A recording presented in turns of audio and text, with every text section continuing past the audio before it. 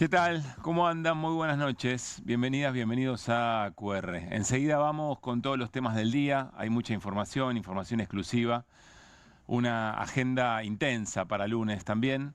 Pero en el arranque de QR, en esta apertura de hoy, teníamos ganas de charlar con ustedes sobre educación.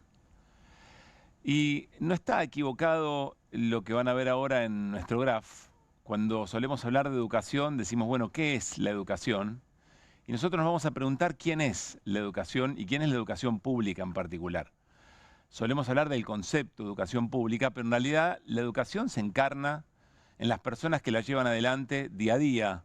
Estamos hablando de los maestros y las maestras, hablamos de las autoridades, hablamos de porteros y porteras, de los estudiantes, hablamos de todos aquellos, insisto, que le dan forma en lo real, en lo concreto de cada jornada. Ahí es donde se encarna, ahí es donde cobra vida eso que conceptualmente entendemos como educación pública, pero la pregunta es muy correcta. ¿Quién es la educación?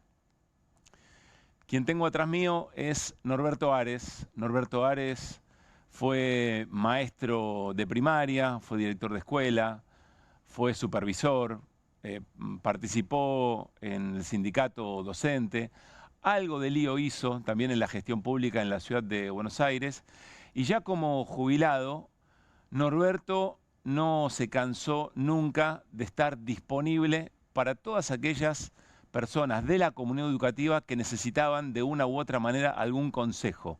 Y se ponía en juego, porque han sido tiempos, y en la ciudad de Buenos Aires más, han sido tiempos muy difíciles para la educación pública. Y quienes quieren una educación verdaderamente pública, inclusiva, que reflexione, que más que generar personas que repitan de memoria contenidos de un manual, está pensando en formar ciudadanos y ciudadanas críticas para que cuando salgan al mundo, ya como personas un poco más jóvenes, un poco más adultas, se puedan hacer preguntas sobre lo que está bien y lo que está mal de lo que los rodea. Todas esas voluntades generan algunas rispideces y dificultades y algunas confrontaciones. Y entonces había una persona a quien llamar, Norberto Ares. Norberto Ares falleció hoy. Quizá para ustedes es uno de esos nadies, pero es uno de esos nadies que le dan forma, que le dan humanidad, que le dan sentido a las cosas que hacen, a las cosas que le dedicaron su vida, a la educación pública. Hace un ratito todavía lo están despidiendo muchísima gente y muchísima gente de la propia comunidad educativa que lo recuerda, que lo llora, pero que sobre todas las cosas lo valora por eso, por haber puesto el cuerpo ahí donde la discusión, donde la educación pública estaba siendo discutida. Norberto Ares fue también mi maestro de primaria, fue mi maestro de sexto y séptimo grado. Logramos construir un vínculo muy hermoso que duró hasta casi su último suspiro. Les quiero contar una cosa. ¿Se acuerdan que la semana pasada reflexionamos sobre la promesa a la bandera y de cómo los pibes y las pibas de nuestro país, que están en cuarto grado, por estos días, un poco antes del 20, más allá del 20, el Día de la Bandera, estaban haciendo eso tan importante? Y reflexionamos sobre ese texto, nos preguntamos o nos invitamos a recordar, nosotros y nosotras adultos y adultas, a recordar qué era lo que estábamos prometiendo. Cuando yo escuché esa promesa, se me generaron muchas preguntas. ¿Esto es así en todas las escuelas? ¿Esto es por reglamento? Primero consulté a una ex directora de la escuela donde van mis pibes, y después, frente a la duda, me acordé de mi maestro, me acordé de Norberto, entonces lo llamé por teléfono y le hice un montón de preguntas y Norberto me aclaró perfectamente que sí, que esa promesa era una promesa que hacíamos, que hemos hecho todos y todas y que hacen los pibes en todo el país. Y el último mensaje que me dejó en el teléfono Norberto, el jueves pasado, fue para decirme que lo que estaba haciendo, porque se lo había contado, que lo que estaba haciendo en el programa aquí en QR, lo veía todas las noches, estaba saliendo muy bien. Y mientras me lo decía, yo escuchaba que de fondo seguía hablando yo. Es decir, seguía escuchando el programa, seguía escuchando la apertura, pero estaba muy emocionado con lo que estaba pasando y lo que había sido parte, entonces me estaba mandando ese mensaje. Ese es el último mensaje antes de que yo le pregunte hoy, che, ¿estás bien? Porque me habían contado, porque se estaba rumoreando que efectivamente había fallecido. Norberto Ares fue un gran tipo, un gran compañero, un maestro. Probablemente mi niño de sexto y séptimo grado hoy también muera un poquito, pero seguro nace el hombre que lo tiene que honrar y que lo va a honrar todo el tiempo. Pero además hoy, charlando con Mariano Hamilton, nuestro compañero en la radio, Mariano me decía algo que tiene razón. En el homenaje que estamos haciendo, muy humilde, a Norberto Ares, estamos homenajeando también a todos esos maestros y maestras que ustedes recuerdan perfectamente, porque hacían que la educación pública no pasara solamente como las materias, como los exámenes, como los años. Porque seguro ustedes tienen un nombre propio, que quizá para el resto sea un nadie, pero ese nombre propio honraba aquello que nos preguntábamos: ¿quién es la educación pública? Entonces, en nuestro homenaje a Norberto Ares, vaya el homenaje para todas las personas que le ponen el cuerpo como Norberto lo hizo, para que la educación verdaderamente sea pública, para que esté enfocada directamente con aquella promesa a la bandera y para que construya esa patria que seguimos soñando colectivamente. Porque si algo tenía Norberto es que pensaba en colectivo, todo el tiempo de manera muy solidaria. Cada 7 de junio, cada día el periodista me esperaba en la radio donde trabajaba para dejarme a mí y a mis compañeros de equipo una canasta de dulces. Y cada fin de año nos traía un pan dulce de Plaza Mayor, siempre lo iba a buscar ahí. Veremos qué pasa este próximo fin de año, pero de estas cosas estamos hechos, ¿no? Insisto, ahora vamos a hablar de las agendas del día, de las elecciones, vamos a hablar de todas las cosas que todos los días estamos teniendo como temas. Pero en algún momento hay que parar a respirar y pensar en estos hombres, en estas mujeres, que son los que le dan esencia a todo lo que hacemos. Y que, por ejemplo, o por mensaje o por estar ahí, nos dan una enseñanza todos los días de cuando los caminos se bifurcan, por dónde hay que agarrar. Así que hasta pronto, querido Norberto, y arrancamos QR, como siempre, con las voces del día.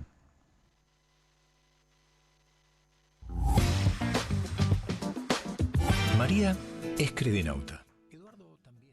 Y Luis y Pablo son... Aumenta la luz.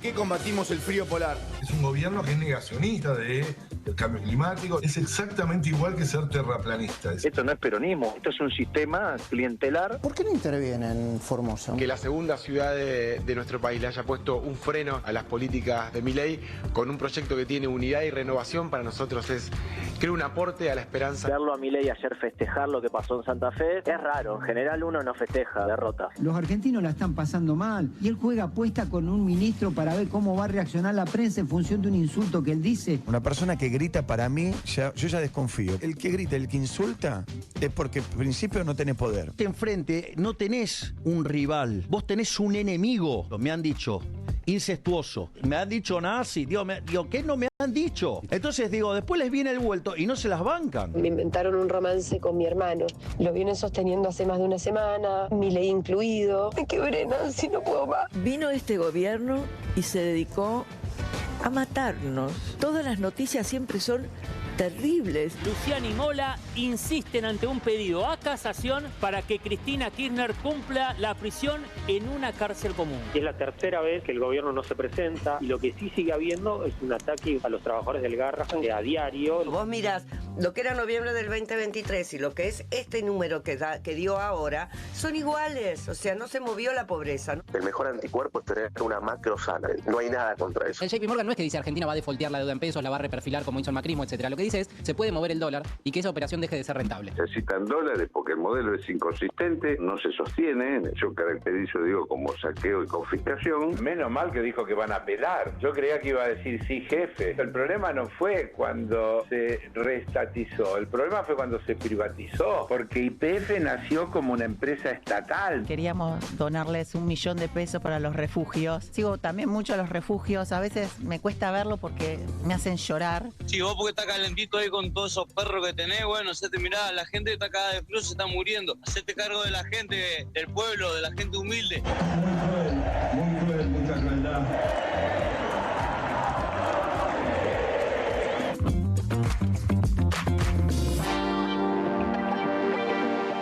Bueno, nuevamente muy buenas noches. Qué lindo lo que pasó en Huracán con La Renga, que vuelve a tocar a la Ciudad de Buenos Aires y todas esas cosas que pasan en el momento colectivo, ¿no? Las cosas que se van expresando. Salud La Barra, ¿qué dicen? ¿Cómo andan? Hola Mariano Hamilton, hola Hernán Lecher, ¿cómo estamos? ¿Cómo te va? Bien. ¿Cómo te va? Muy bien. Estamos pensando en la frase de Heller, menos mal que dijo que iba a apelar, porque si no, capaz que le decía sí, jefe. Pero hacías una observación, Hernán, después vamos a hablar del tema YPF en el mensaje de Milei.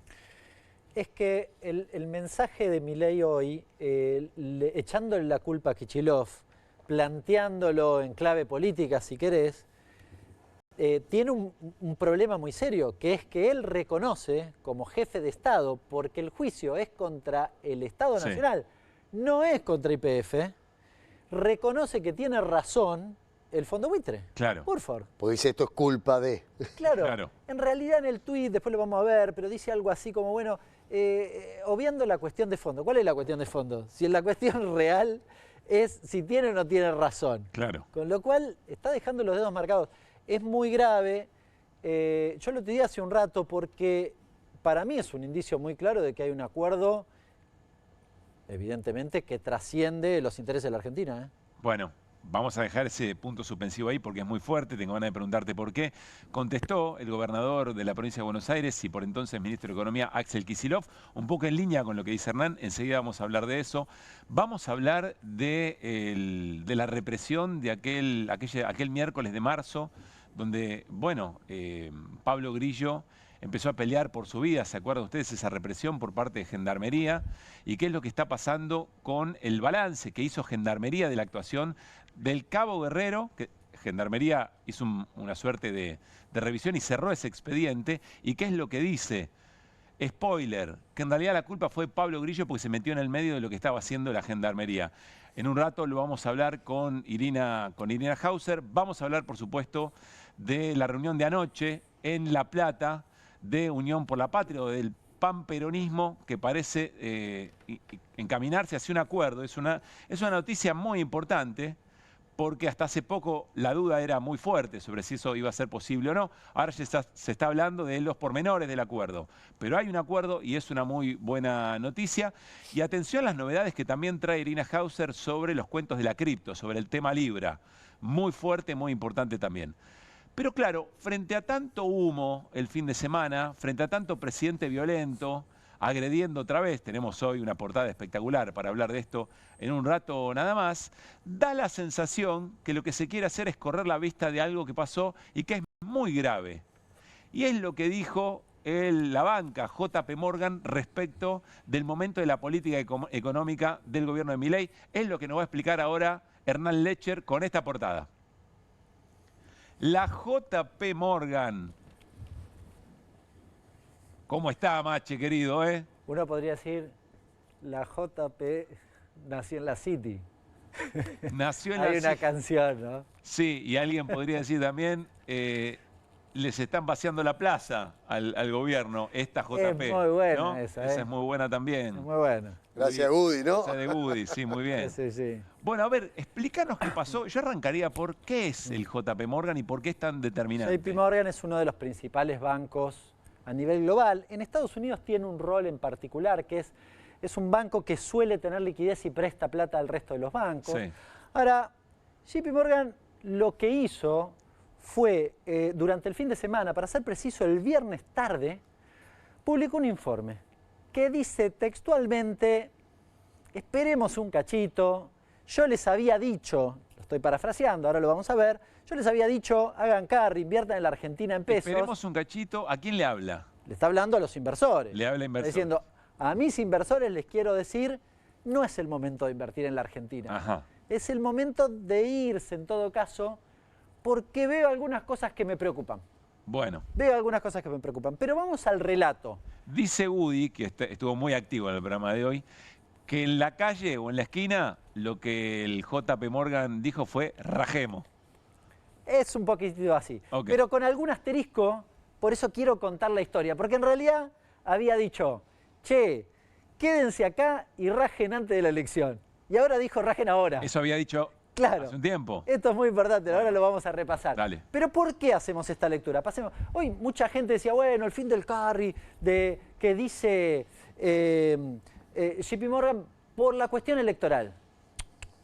No es la cuestión electoral. No, de hecho... No es ruido político. El diferencial es la cuestión, es que no dijo la cuestión electoral, dijo otras cosas y la cuestión electoral. Bueno. Esto es lo importante. Bueno, acá tenemos el comunicado, ¿sí? Tomando un respiro, dice. Esa es la traducción textual, Sí. ¿no? Ayer algunos que habían Argentina tomó un publicado, respiro. viste, decían, no, porque en realidad lo tomaron bien. El gobierno salió a decir, no, en realidad no sé qué dicen, si están planteando que nos apoyan. Maestro, se llama tomando un respiro. Sí. ¿Qué me querés vender? Aguantemos un cachito. Claro, Sí. pero además es evidente. Sí, en el medio dice, bueno, creemos que en el largo plazo a la Argentina le va bien, sí, bla, bla, bla.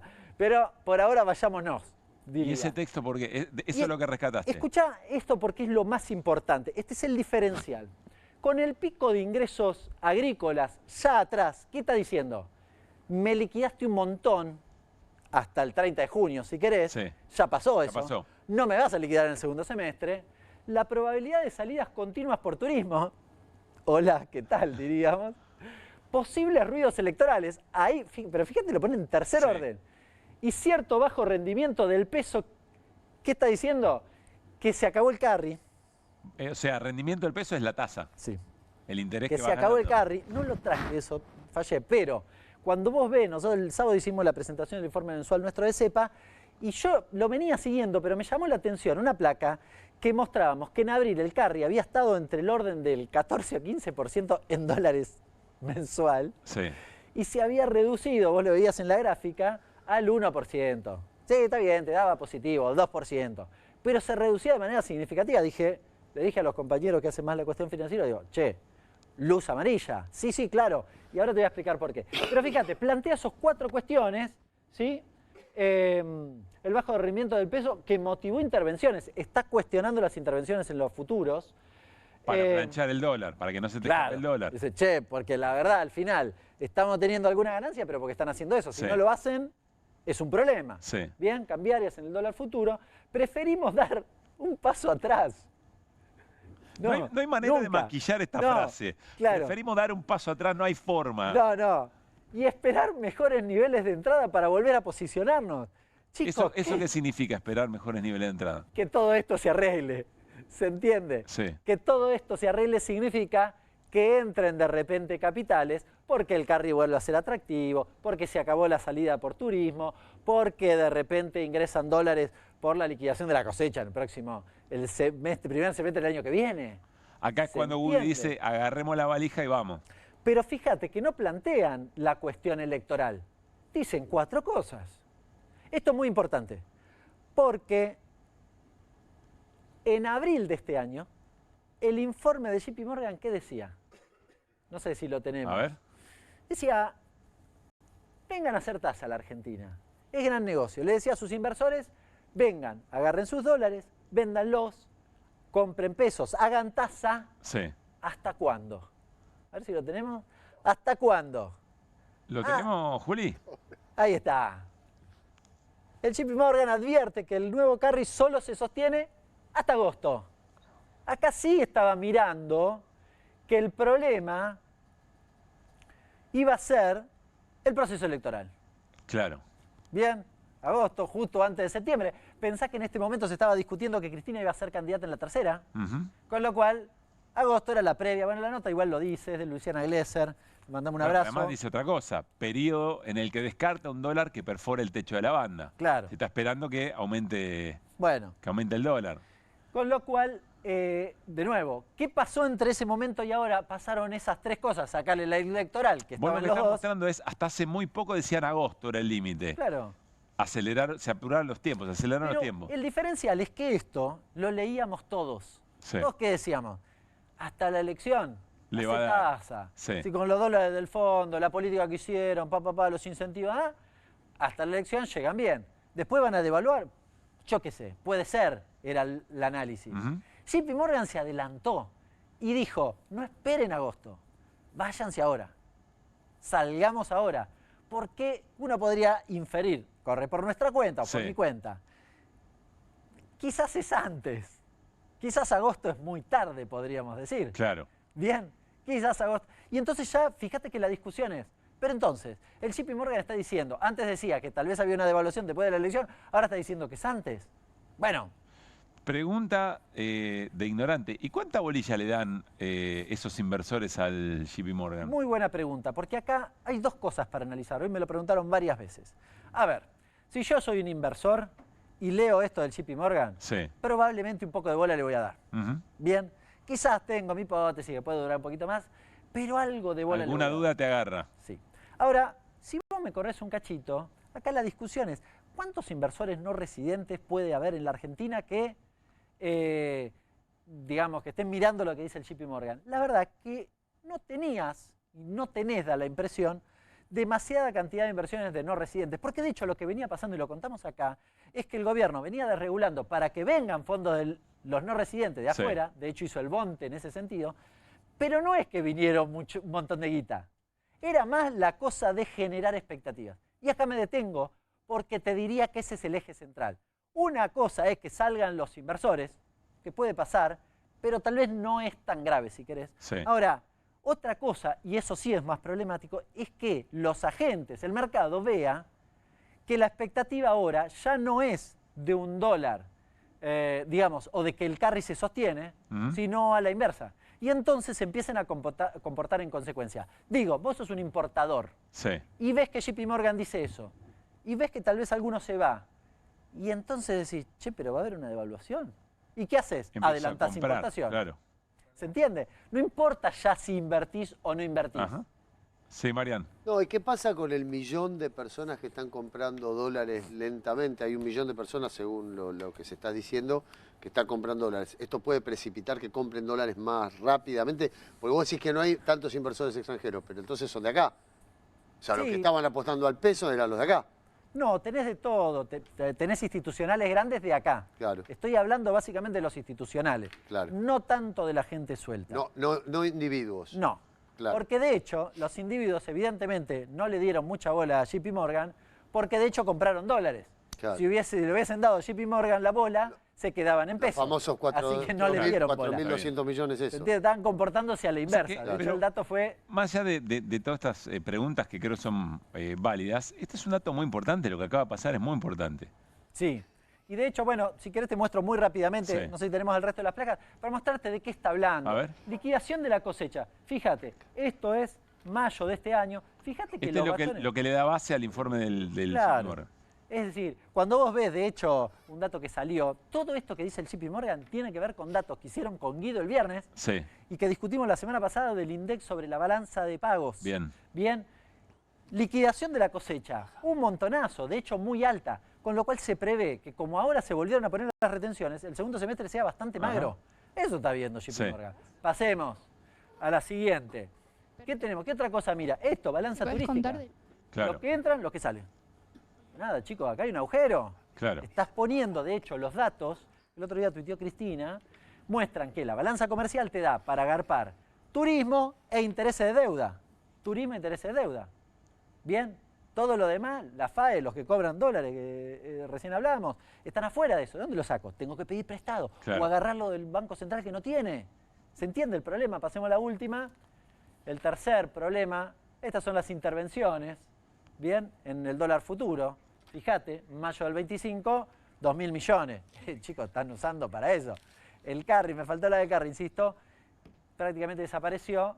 No hay atractivo. De nuevo, si vos ves que el carry desaparece, como los incentivos estaban todos puestos para que vos creas que el dólar iba a la baja, si ahora se invierte, no estoy hablando de una mega devaluación, si se invierte, el problema es que aparecen menos dólares, porque el incentivo es a la inversa, que tienda medio a comprar los dólares o a comprar importaciones, a pagar si tengo deuda en dólares, y si exporto la pateo para adelante. Claro. Bien, y eso sí tensiona en serio. Cuenta Hernán, le da la relevancia, el peso que tiene esto, el JP Morgan y toda su influencia, diciendo, che, me parece que no están los dólares como para entrar ahora a hacer el carry trade, aflojemos un poco, es momento de dar un paso atrás, casualmente o no, lo vamos a hablar más adelante, el gobierno el fin de semana sale a agitar un poco el avispero con lo que sabe hacer, con los insultos, llevando un perro a un estudio de streaming y todas las cosas que ocurren. Quizá tratando de recuperar una agenda, bueno, que empieza a ser problemática, por lo que cuenta Hernán y varias otras cosas. Gracias, Hernán. Enseguida volvemos aparte de esto, pero ahora quiero ir con Irina Hauser. Tenemos además un entrevistado en línea, porque hay novedades en la causa Pablo Grillo, sobre todo a partir de un informe de Gendarmería. Buenas noches, Irina, ¿cuál es la novedad? ¿Qué tal? Buenas noches. Gendarmería hizo un sumario administrativo, finalmente se supo, sobre el cabo Héctor Guerrero, acerca de, bueno, tanto del cabo Héctor Guerrero como de quienes participaron en la represión del 12 de marzo, en la marcha de los jubilados, allí donde fue herido gravemente Pablo Grillo, episodio donde quedó al borde de la muerte. Este sumario administrativo de Gendarmería, ¿sabes lo que es? Es una especie de, a ver cómo vamos a encubrir todo esto. Bueno, te lo tengo que decir como es. sí, está bien. Es simplemente eso, es una actuación que está destinada a deslindar cualquier responsabilidad disciplinaria de Guerrero, de este cabo, así como de las personas que formaban con él parte del mismo grupo que estaba en ese momento atacando a manifestantes y al fotógrafo Pablo Grillo. Lo que estamos viendo es parte de ese informe. Dice que finalmente señaló que el cabo Primero Guerrero actuó del mismo modo que sus camaradas, conforme lo determinan las órdenes y directivas vigentes. Acá lo que se está planteando, recuerden, es de qué manera tiró esa granada de gas lacrimógeno, entendiendo que el efectivo en ningún momento pretendió dañar a persona alguna haciendo uso del arma no letal, sino que se trató de un hecho fortuito. La mala o cuasi nula visibilidad reinante, y también lean esto por favor, o presten atención, en parte del riesgo que el fotógrafo asumió al colocarse a sabiendas en la línea de tiro entre los gendarmes y los manifestantes, por lo que el suboficial subalterno no resulta pasible de reproche disciplinario alguno. Bueno, prácticamente cada palabra de lo que acabas de leer es parte de lo que yo te estoy diciendo, ¿no? Y otra vez el mecanismo de recurrir a acusar a la víctima, ¿no? En este caso a Pablo Grillo, con argumentos totalmente inverosímiles que son rebatidos por material que entregó la propia Gendarmería en la causa judicial. Ahí estamos viendo las imágenes que trajiste en su momento en exclusiva, Irina. Esa imagen que estamos viendo es otro momento de la movilización donde el propio gendarme Guerrero disparaba, lo vemos con en la posición de rodilla en el piso. Sí, rodilla en tierra y de manera paralela. De manera horizontal. Digamos. De manera horizontal. No hay prácticamente ninguna duda acerca de esto. Esto también se estableció a través del análisis de imágenes que hizo el colectivo Mapa de la Policía por la trayectoria que se puede observar por las imágenes de drones de los canales de televisión. Sí. También acerca de cómo fue el disparo. También hay que decir que el disparo fue a una distancia bastante larga. Pablo Grillo se calcula que estaba a 50 metros. Este sumario y estas conclusiones lo que dicen es que además estaba entre los manifestantes y entre los gendarmes. O sea que imagínate que los gendarmes estaban más atrás todavía. ¿Cuál era el peligro que podían representar esos manifestantes para esos gendarmes? Claro. De manera que pudieran estar, si se quiere, habilitados a disparar. Como sea, la manera reglamentaria de disparar no es la que utilizó el cabo Guerrero. Ahí seguimos con el tema, pero queremos saludar a Fabián Grillo, papá de Pablo. Hola Fabián, Pablo Caruso, Irina Hauser, Hernán Lecher y Mariano Hamilton. Te saludamos en QR. ¿Cómo estás? Hola, ¿qué tal? Buenas noches, ¿cómo estás? Gracias Fabián, me imagino ya habrás leído esto. Aparentemente, primero hay un hecho fortuito y después en realidad Pablo tuvo la culpa por meterse entre la granada de gas lacrimógeno y la línea de tiro. Sí, es coherente con el discurso inicial de Burlich, ¿no? Es una continuación de eso. En realidad no del inicial, porque el discurso inicial era que estaba detenido. Sí, claro, claro. Con el que fue, a medida que fueron apareciendo las evidencias, fue acomodando ese discurso y a vistas de las imágenes demostraba lo absurdo que era y sigue siendo. Están profundizando ese absurdo, ¿no? Es increíble. Yo estuve todo el día con mi hijo, anoche pasé la noche con mi hijo. ¿Cómo está? Y ¿Cómo está le veo- Pablo? Está mejorando. Hoy estuvo un día no muy bueno, estuvo muy tranquilo, muy como dormilado, digamos, ¿no? Pero es esperable que tenga días así. Pero bueno, le veo la cabeza a mi hijo y no lo puedo entender. No puedo entender lo que dice la gente, ¿no? ¿Cómo puede ser creíble lo que dice esta gente? Es un absurdo increíble. Irina Un absurdo seguro increíble. tiene preguntas, Fabián, pero yo aprovecho y te pregunto a vos, Irina, ¿puede ser esta una línea casi de sugerencia hacia la jueza que tiene la causa? Bueno, es el intento del Ministerio de Seguridad y de la Gendarmería, en este caso, de sostener una argumentación que incluso justifique la represión. Ahora, la verdad es que sería muy irracional que la jueza Servini acepte esto como una prueba válida. Lo que sí va a suceder antes, que no sé si Fabián estás al tanto, antes de que lo puedan citar a indagatoria Guerrero probablemente, es que en función de este sumario, que es algo que se secuestró en un allanamiento que recientemente ordenó la jueza, y también se secuestró el arma que utilizó el cabo Guerrero, el arma la misma. Sí. Con eso se va a hacer una reconstrucción. La va a hacer el área de balística de la Policía de la Ciudad de Buenos Aires, y la verdad es que lo previsible es que esa reconstrucción, si se hace bien, no sé si estás al tanto, Fabián, de esto, que la verdad es que rebata todo lo que está diciendo la Gendarmería. ¿Estás al tanto de esto? ¿Qué pensás? Sí, algo nos comentaron de este tema y suponemos que sí, que debería rebatirlo, ¿no? Lo rebaten ya las imágenes. Las imágenes son claras, todas, ¿no? Y lo que he hecho por el mapa de la policía, incluso el dron es de la nación. Convengamos que no es un dron de un medio... Sí, no es de la izquierda diario, digamos. No es la izquierda a diario, Sí. exactamente. Es el dron de la nación. Rebate absolutamente todo. Pero si es necesario y para que no quede cabos sueltos y que la acusación sea firme y concreta, que se haga la reconstrucción, me parecería perfecto. Lo hagan. Pero está clarísimo, ya está muy claro. Fabián, ¿Pablo está al tanto de estas cosas o tratan de preservarlo de esta información? Mira, en esta etapa nos están diciendo de no sobreestimularlo, Claro. ¿sí? Que esté muy enfocado en su rehabilitación. Los sobreestímulos tal vez no lo ayuden, tal vez no lo ayudan. Son muy precisos los médicos en eso, entonces tratamos de que ya se enteró en su momento, está enterado, sabe de todo el alboroto y todo el lío que se armó alrededor. Pero en este momento tratamos de no estimularlo eso, ¿no? Para que esté centrado en su rehabilitación.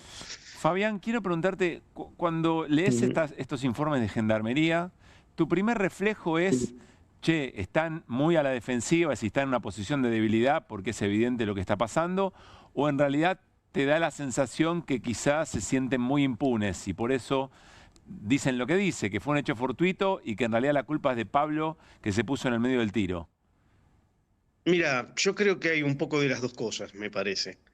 Yo creo que hay debilidad, sin duda, porque quedaron muy en evidencia, no pudieron ocultarlo como ocurrió en otros casos, ¿sí? Que así todo siguieron avanzando judicialmente, ¿no? Me refiero desde Maldonado, Nahuel, muchos casos, incluso lo de Prefectura del otro día, ¿sí? Que salió el fallo la otra vez. Sí. Estaban mucho más opacos, mucho más oscuros, no era tan evidente como esto. Yo creo que hay un grado de defensiva, pero por otro lado también están acostumbrados a la impunidad, ¿no? Sí. A decir lo que quieren. Por eso salió Burlich a decir lo que dijo. Claro. ¿Sí? Están acostumbrados a que no se les rebata, que los medios lo adornen, ¿sí? Ciertos medios lo adornen, los dichos de ellos, que algunos lo hacen y lo siguen haciendo. Y bueno, creo que a tu pregunta es un poco de las dos cosas, ¿no? Pero me parece que se les termina, ¿no? Se les termina. Se les está terminando. No sé si ya, Irina. pero se les está terminando. ¿Vos tuviste oportunidad de dialogar con la jueza o con el fiscal? No, en forma directa con la jueza no. Sí con personal del juzgado, pero directamente con la jueza y con el fiscal no. ¿Y qué sensación te llevas en general? En general, con la persona que hablamos, que es una persona que está encargada de las actuaciones y qué sé yo, es que está muy compenetrado en el tema, en el caso ese particular. ¿Sí? No recuerdo el nombre de la persona ahora, pero está compenetrado en el tema, al menos demostró interés. ¿Sí? ¿Y qué expectativa te surge en este momento y frente a estas circunstancias, con toda la prueba que hay y esta posición que plantea la Gendarmería? Mira, del sistema judicial argentino tengo todas las dudas del mundo, ¿no? Todas las dudas del mundo. Las evidencias lo demuestran con lo que pasó recientemente, por ejemplo, con Cristina o con muchos otros casos, ¿no? Cuando quieren ellos lo planchan, cuando quieren ellos lo aceleran, los tiempos de la justicia del sistema judicial, perdón, no son los tiempos humanos, evidentemente son los tiempos que el establishment y sus negocios y sus intereses lo requieren, pero este caso es muy evidente. Yo creo que hubo un parteaguas acá. Un parteaguas creo en la sociedad, en la opinión pública, ¿no? Me parece que en esto supongo, si no sería catastrófico, sería un aberrante. Algo que fue filmado en directo, en vivo y en directo, y no podría tener otro fallo, ¿no? Mariano. ¿Qué tal? Buenas noches. Hamilton, ¿cuál es la condición de Pablo hoy? Precisamente porque para que sea un parteaguas deberíamos saber eso también. ¿En qué radica la rehabilitación que tiene que hacer?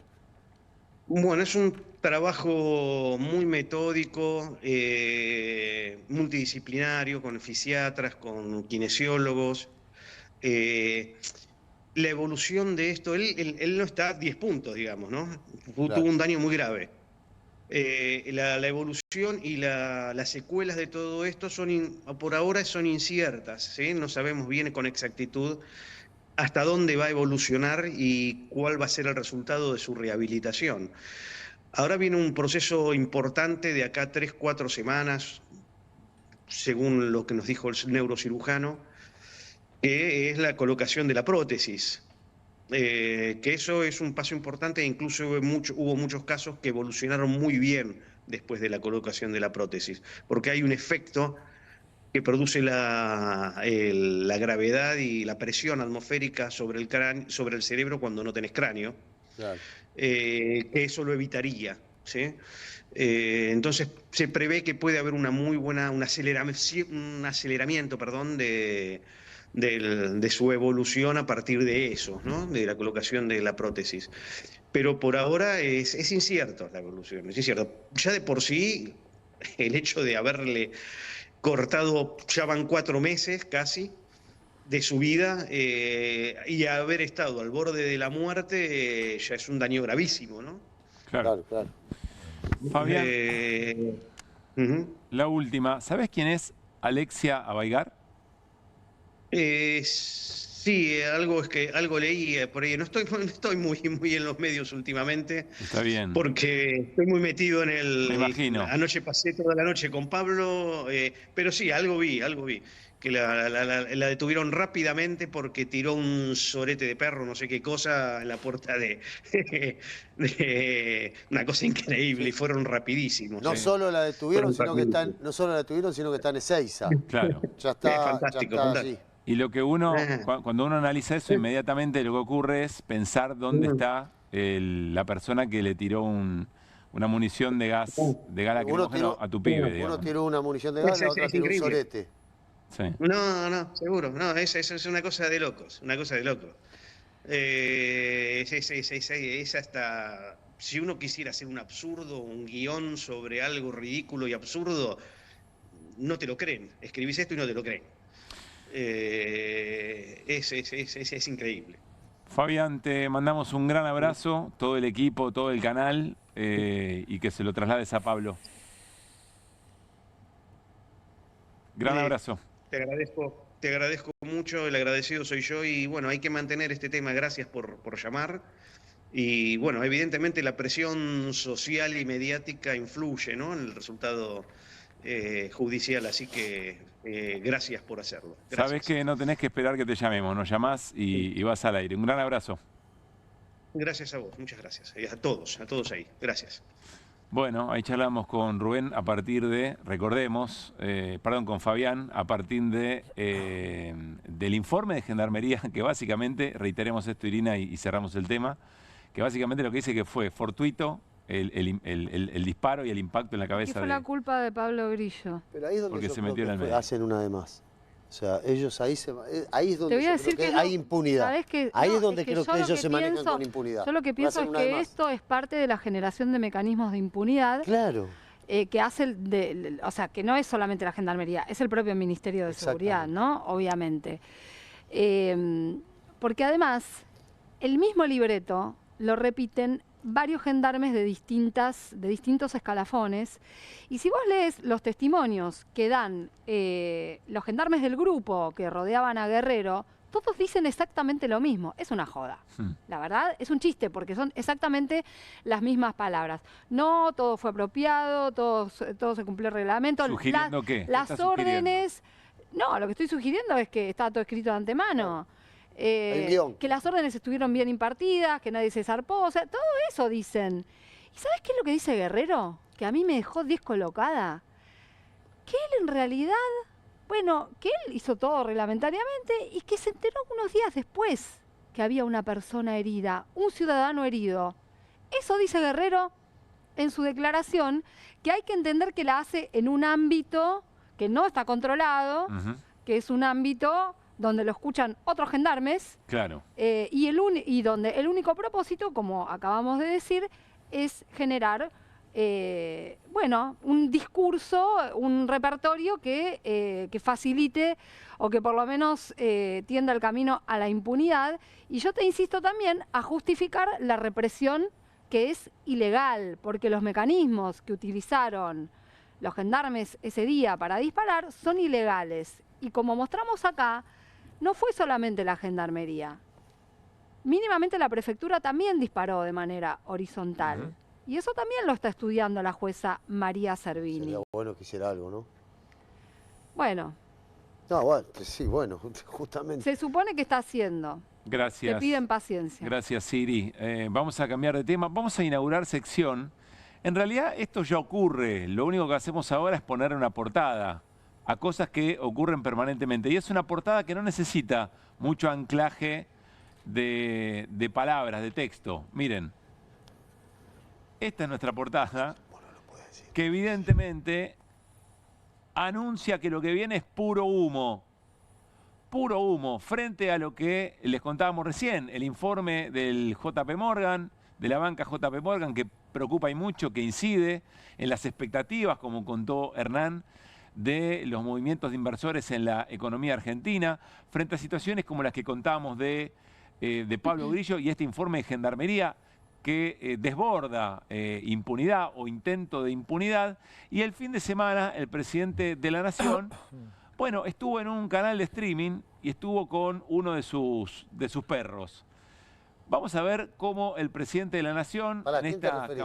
¿Cómo, perdón? Al periodista, no, ¿a quién te referís? No, me refiero al presidente y a uno de sus perros. Si no me equivoco, es Conan. Miren lo que pasaba. ¿Bien, hijo? Sí, está impecable. Está impecable. ¿Estás bien, amor? ¿No vas a tomar agua? Mira, no. Mira, acá está Thor. Conan, dale, Conan. No, tranquilo. Ahí está, ahí lo tenés. Bueno, acá está. Ahí va a saludar. Lo estoy tocando a Conan, ¿eh? Lo estoy tocando, ¿eh? Sí, acá está. ¿Sí? Acá está Conan, ¿eh? Pero no se ve. A ver, ahí se ve. ¿Sí se ve ahí? Sí, se ve. Conan, vení. Asomate a la cámara, hijo. Asomate, tranquilo. Monster, vení. Monster, dale. Mira, ahí está. A ver. Ahí lo ves. A ver si llega a ver, Conan, ahí. A ver. Tirate un poquito más para allá. A ver. A ver, hijo. Tranquilo. Es tranquilo. Ese es muy tranquilo. No, digo tranquilo. Ven, acá está. Esperen. Miren cómo lo toco a Conan. ¿Ah? Miren cómo... Le acabo de dar un beso a Conan. ¿Es de verdad, viste? Mira.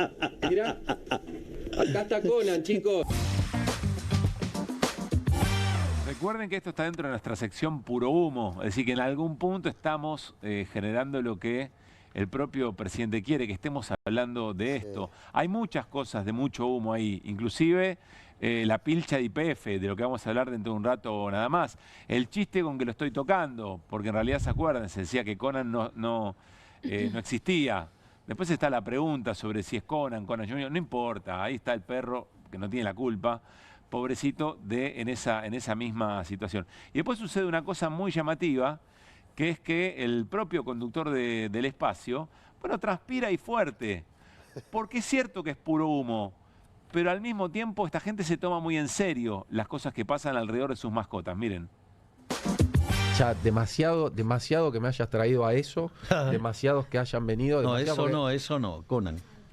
Esa cosa gigante, Conan. Esa cosa hermosa. Conan. Qué locura. Mira, yo te voy a contar algo. Cuando nosotros estábamos armando el tema de la Asunción, yo tenía un montón de gente que trabajaba y vino una persona y me dijo, teníamos idea de ver de llevarlo a Conan. Y después dijimos, bueno, hay que ver con los caballos, viste, que quizás se ponían nerviosos, ¿no?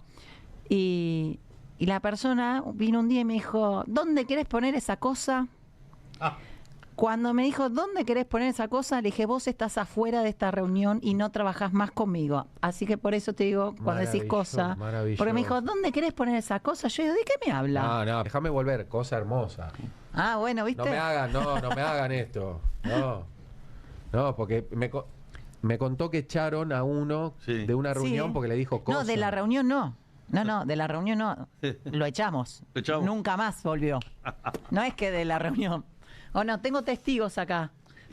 ¿Sos vos testigo? Sí. No, pero pará, si fue despectivo, perdón. No, bueno. Presidente, no escuche Era esto. para aclarar nada más. La concha de su madre. No, bueno. Que se vaya. No, por eso te digo. No, olvidad. Aparte, mirá lo que estamos haciendo. No me hagan sentir temor. No me hagan. Mirá, viví lo que vos decís del temor, el frío del jefe.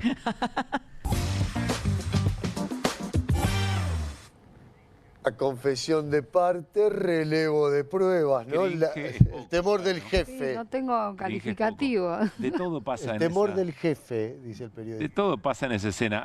Hay un par de silencios que son, ¿no? Parecía The Office, ¿se acuerdan la serie? Sí. Ese tipo de humor que querés apagar y te querés rajar inmediatamente. El Padrino, ¿qué de Office? El Padrino. ¿Qué de Office? El Padrino. Después pasa otra cosa, que Karina Milei confiesa que en algún momento se les ocurrió que en toda la ceremonia de Asunción iban a estar los perros.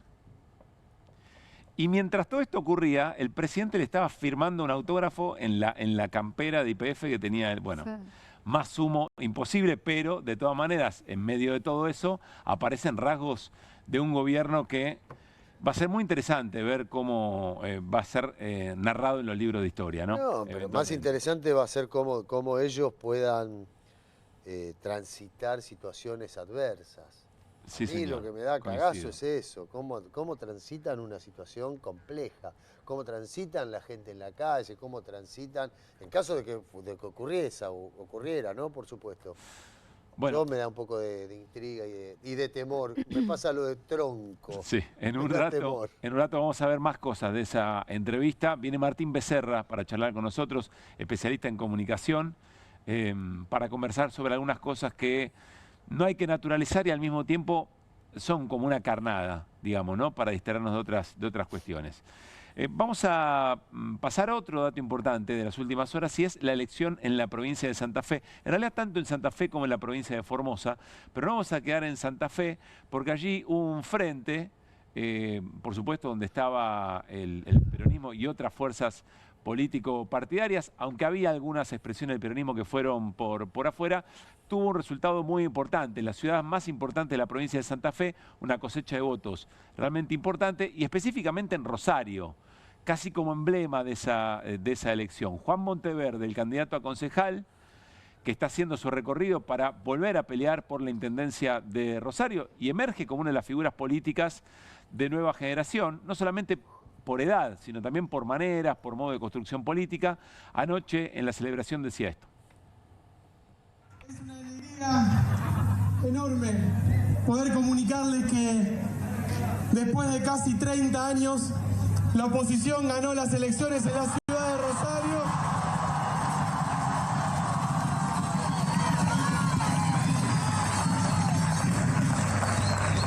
Pero fundamentalmente que tenemos futuro, que el pueblo de la ciudad de Rosario hoy tenía una pelea inmensa.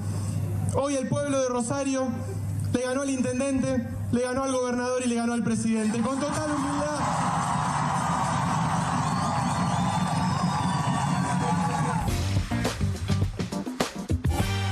Está en línea Gustavo Córdoba, es director de Subán Córdoba y más allá de los datos, analizar un poco, siempre es muy interesante escucharlo, analizar la política y sobre todo un escenario como el que se dio en la provincia de Santa Fe. Gustavo, ¿cómo estás? Pablo Coruso y todo el equipo de QR, saludamos, ¿cómo va? Pablo, equipo, un placer, buenas noches. Para nosotros también. A ver, da la sensación que ayer todos tenían una narrativa para celebrar, ¿no? Por un lado, lo que veíamos de Juan Monteverde y ese frente, el propio gobierno dice, bueno, nosotros ganamos la provincia, y la Libertad Avanza diciendo, bueno, recién arrancamos, no fue mal y algún batacazo dimos. ¿Qué análisis, qué es lo más importante para observar de lo de ayer de Santa Fe? Es interesante como todos ganan, ¿no? Nadie pierde. Sí. Y está bueno, está bueno. Hay un laburo de encuadre muy interesante. Ahora, déjame decirte algo, Pablo. Dale. Esto ya lo hablamos. Lo que pasa en las provincias queda invariablemente dentro de las fronteras de la provincia. Es imposible traspolar el resultado de ayer a toda la Argentina, como fue imposible hacer lo mismo con el resultado de Adorni en Capital Federal, ¿no? O el mal resultado que tuvo, por ejemplo, el peronismo en Jujuy. Así que pero vos lo decís porque ves gente que se tienta con hacer ese análisis. Y claro, lo cual en un momento de entusiasmo uno lo puede entender, pero ya despejado el momento del triunfo hay que poner los pies en la tierra y verificar, ¿no? Que la situación es muy compleja, que la deserción electoral, salvo en Formosa, sigue siendo la noticia central. Yo diría, más importante que saber quién ganó, quién perdió provincia por provincia, el dato que tiene que estar hoy preocupando muchísimo es el por qué hubo por provincia entre un 20 y un 30% de desafección electoral, ¿no? Ayer hubo otra vez 50 o menos de 50 en varias localidades, ¿no? Ese es el dato, Pablo. A ver, puede ser que la mayoría de la gente que no va a votar esté pensando hoy que su voto no hace la diferencia. Y eso es un mensaje al corazón del sistema político argentino. Si quieren representar a alguien, bueno, primero deberían escuchar a esta gente que al menos antes iba a votar y votaba en blanco o te impugnaba el voto, ¿no? Dicho esto, yo creo que hoy la situación tiene además un dramatismo adicional por la situación económica, ¿no? Que el gobierno también disimula, viste que para ellos no hay problema, está todo bárbaro, sí. Pero indudablemente que hay un nivel de preocupación muy grande. Vos hablas con un intendente, hablas con un gobernador y te dicen, lo primero que te dicen, no llegamos a fin de mes, no hay para pagar sueldos ni proveedores, no tenemos coparticipación, los costos y la inflación en dólares nos están comiendo. Y esta es una realidad que si la trasladamos a cada familia argentina, bueno, yo te diría, está bien festejar un triunfo electoral, bárbaro, es la representación básica. Ahora, ¿qué hacemos con la representación? Es lo que yo de alguna manera te estoy planteando, ¿no? Porque claro, el momento creo que así lo exige. Hay preguntas de Hernán y de Mariano. Hernán. Sí, Gustavo, ¿cómo estás? Buenas noches. Te pregunto por el fenómeno de la no participación. De repente pienso en países donde el voto no es obligatorio, quizás no es muy lejano, al contrario, los votos acá en la Argentina son superiores a eso. ¿Hay un fenómeno que uno pueda imaginar que va más allá de la coyuntura? Es decir, que de hecho en la Argentina se está votando como si no fuera obligatorio y podría ser un fenómeno que se sostenga en el tiempo. Y además un objetivo buscado, Hernán. ¿Vos sabés por qué porcentaje de votos ganó su reelección en Salvador Bukele? ¿Cuánto? 85% de los votos sacó. Pero ¿sabés cuántos fueron a votar? Apenas el 44%. Claro. Entonces, ahí tenés una clave. Estas democracias de ultraderecha, relativamente democráticas, lo que hacen es aumentar la movilización de los núcleos duros propios y alejar de la participación electoral a los sectores moderados. Es un negocio redondo, te digo, porque la desafección, el sentimiento de frustración que se genera en la mayoría de la población, genera la falta de participación electoral. Entonces, si a eso le agregás que no hay...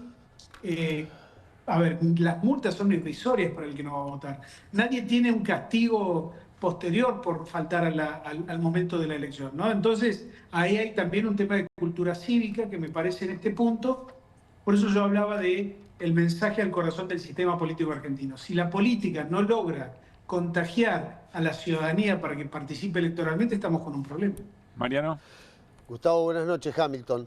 Decís que lo que pasa en Las Vegas queda en Las Vegas, entonces mi pregunta va sobre la madre de las batallas en la provincia de Buenos Aires y si ya tienen algún tipo de perspectiva respecto de lo que puede pasar en octubre. Sí, son ocho provincias distintas, ¿no? Va a ser por eso me referí solo a la provincia de Buenos Aires y a octubre. Septiembre va a ser imposible sacar un paralelismo provincial porque las 8 secciones electorales tienen muchísimas diferencias entre sí, muchísimas, están dentro de las fronteras de la provincia de Buenos Aires, pero van a tener resultados bastante disímiles, algunos basados en un poder territorial que va a ser la primera vez en no sé qué cantidad de años que se va a poder desplegar como el elemento estratégico para ganar la elección, ¿no? Si no, pregúntenle a los Passaglia. Pero creo que hay elementos para pensar que esta es una elección que todavía está ahí. No hay garantías de victorias ni de derrotas para nadie de los que están participando. Y creo yo que la inteligencia de mostrarse en un cierre de unidad en el peronismo puede darle un nivel de competitividad a esta elección más que importante. Recordemos, son 8 elecciones, pero esta simbiosis, este principio de unidad en el peronismo, le puede poner un condimento adicional a cada sección electoral, ¿no? Porque si van divididos, vamos a suponer Kicillof por un lado y la Cámpora por el otro y el masismo por otro, indudablemente ganaba la Libertad Avanza con el PRO en prácticamente toda la provincia. Claro. Pero en este contexto, bueno, yo diría que va a ser interesante y hay que ver también si no surgen algunas otras listas que le pueden drenar votos a la Libertad Avanza, ¿no? ¿Y Cristina Presa mueve la aguja para algún lado? Cada vez más, yo creo que tiene mayor centralidad que antes. El problema es que no puede ser candidata y eso apura de alguna manera un proceso de renovación, ¿no? En el peronismo. Que no es malo, que está bueno, porque además, fíjate, se ha dado una circunstancia. Todo el panperonismo que se unificó detrás de Cristina, ahora hay que representarlo. Ahora con los movimientos de las candidaturas tenés que tratar de contener a toda esa gente. Y ahí está el desafío, digamos, más relevante en términos políticos del peronismo hoy en la Argentina. Te hago la última sobre Santa Fe, pero espejando en la provincia de Buenos Aires lo que estás diciendo vos, y después voy a Formosa.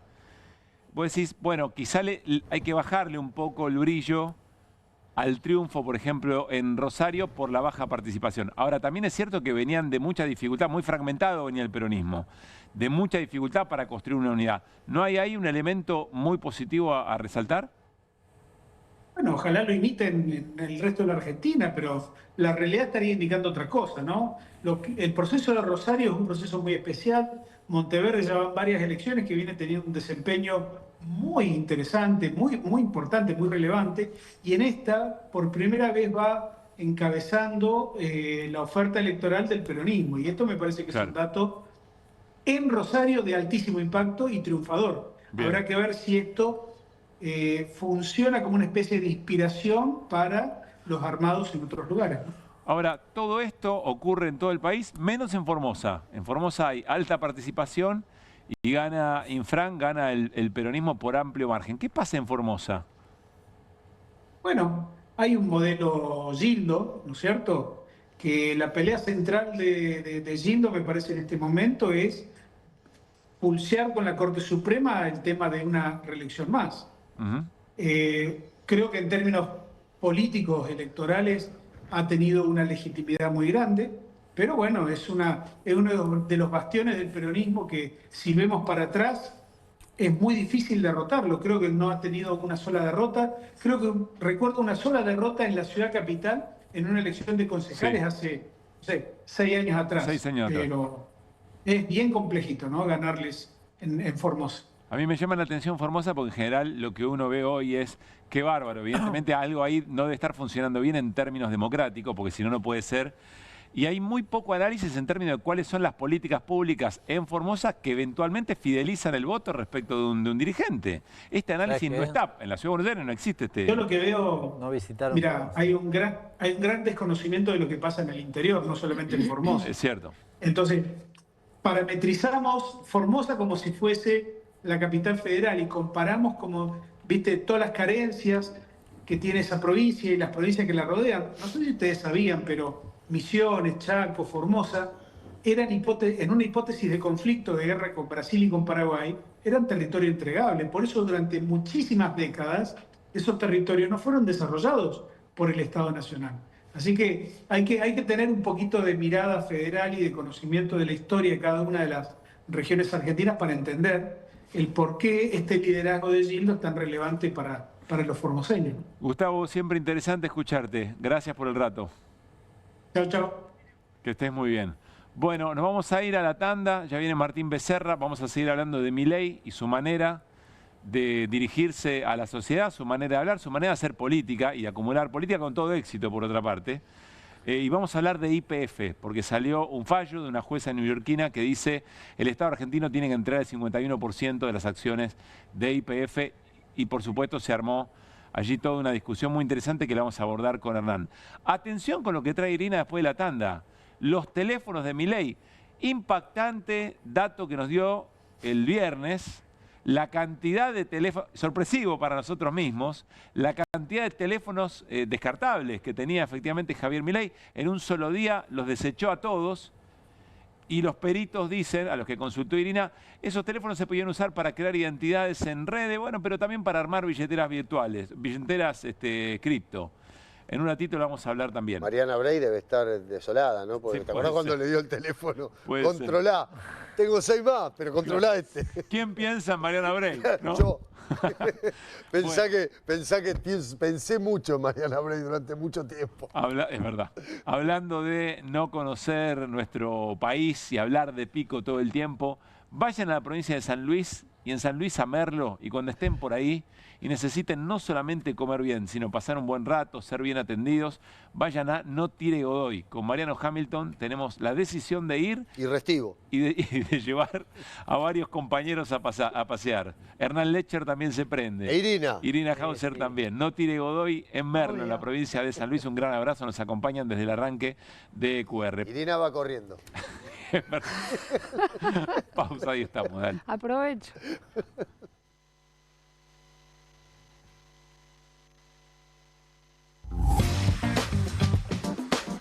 María es credinauta, Eduardo también, y Luis y Mercedes y Pablo son credinautas.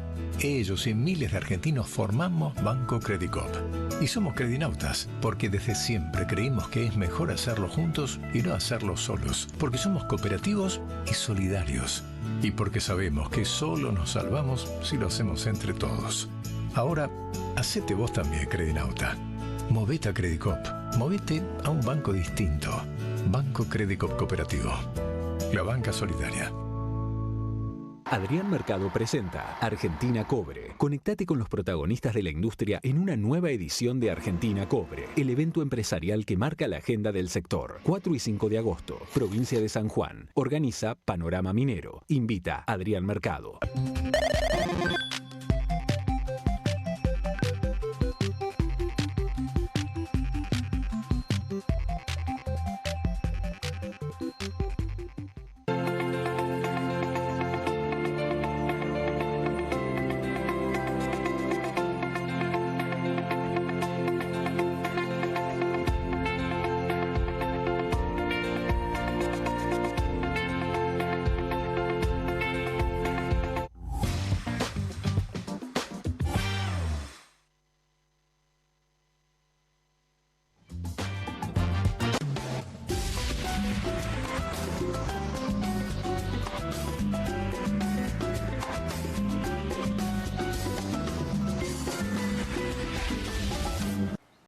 Que alguien traiga el postre, ¿no? Que alguien saque la Kofler de la alacena, que me muero de ganas.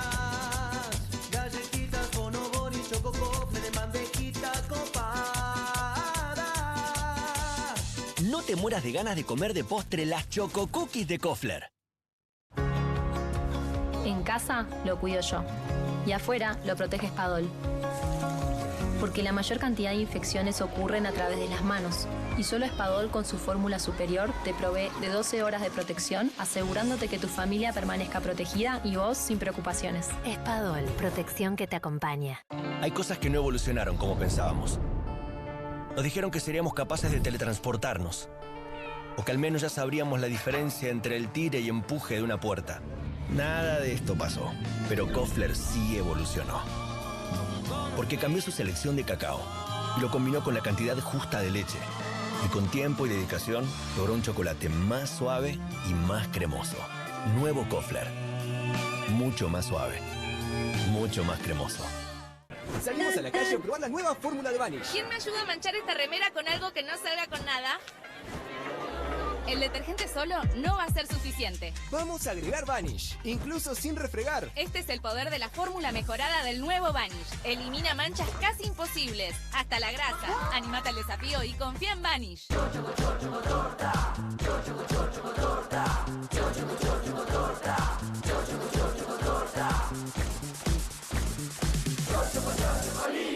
Chocolinas cumple 50 años. Sigamos festejando juntos. Con movimientos circulares. Tu rutina de skincare te debe traer muchos seguidores, pero este baño te los quita. Pero si yo ya limpié mi inodoro con Harpic. Sí, pero te falta el resto de las superficies. Necesitas el Harpic Baños. El rojo, que saca manchas difíciles, desinfecta y deja impecable tu baño. Para cualquier desafío que te dé el baño, nada mejor que Harpic. Bonobón presenta su nuevo chocolate. Con la textura irresistible de las galletas y el relleno único de Bonobón, combinado con nuestro mejor chocolate. Lo vas a amar. Probá también el nuevo Bonobón Coco. Cremosidad que enamora. ¿Necesitas llegar tranquilo a fin de mes? Tené un préstamo 100% online con WeCred. Te damos un préstamo personal de hasta 400.000 pesos. Acreditación por CBU dentro de las 48 horas. Mínimos requisitos. Cuotas fijas en pesos. Rápido, simple y seguro. Ingresá ahora en wecred.com.ar. Bienvenido a todo Latinoamérica. Caras TV llegó a DirecTV, el canal de las celebridades. Entretenimiento exclusivo las 24 horas del día. Más Caras, con la conducción de Héctor Maugeri. Red Carpet, Caras News, Caras Realeza, Caras Fashion, Caras TV. Llegó a DirecTV, contenidos exclusivos para toda Latinoamérica. Estudia en la Facultad de Comunicación y en la mayor redacción de América. USBA, Universidad del Sur de Buenos Aires. La Universidad del Grupo Perfil. Licenciatura en Comunicación Periodística. Licenciatura en Comunicación Institucional. Títulos con reconocimiento oficial y validez nacional. Inscribite a las reuniones informativas en universidad@perfil.com. Aprende comunicación dentro de un medio de comunicación. USBA, Universidad del Sur de Buenos Aires.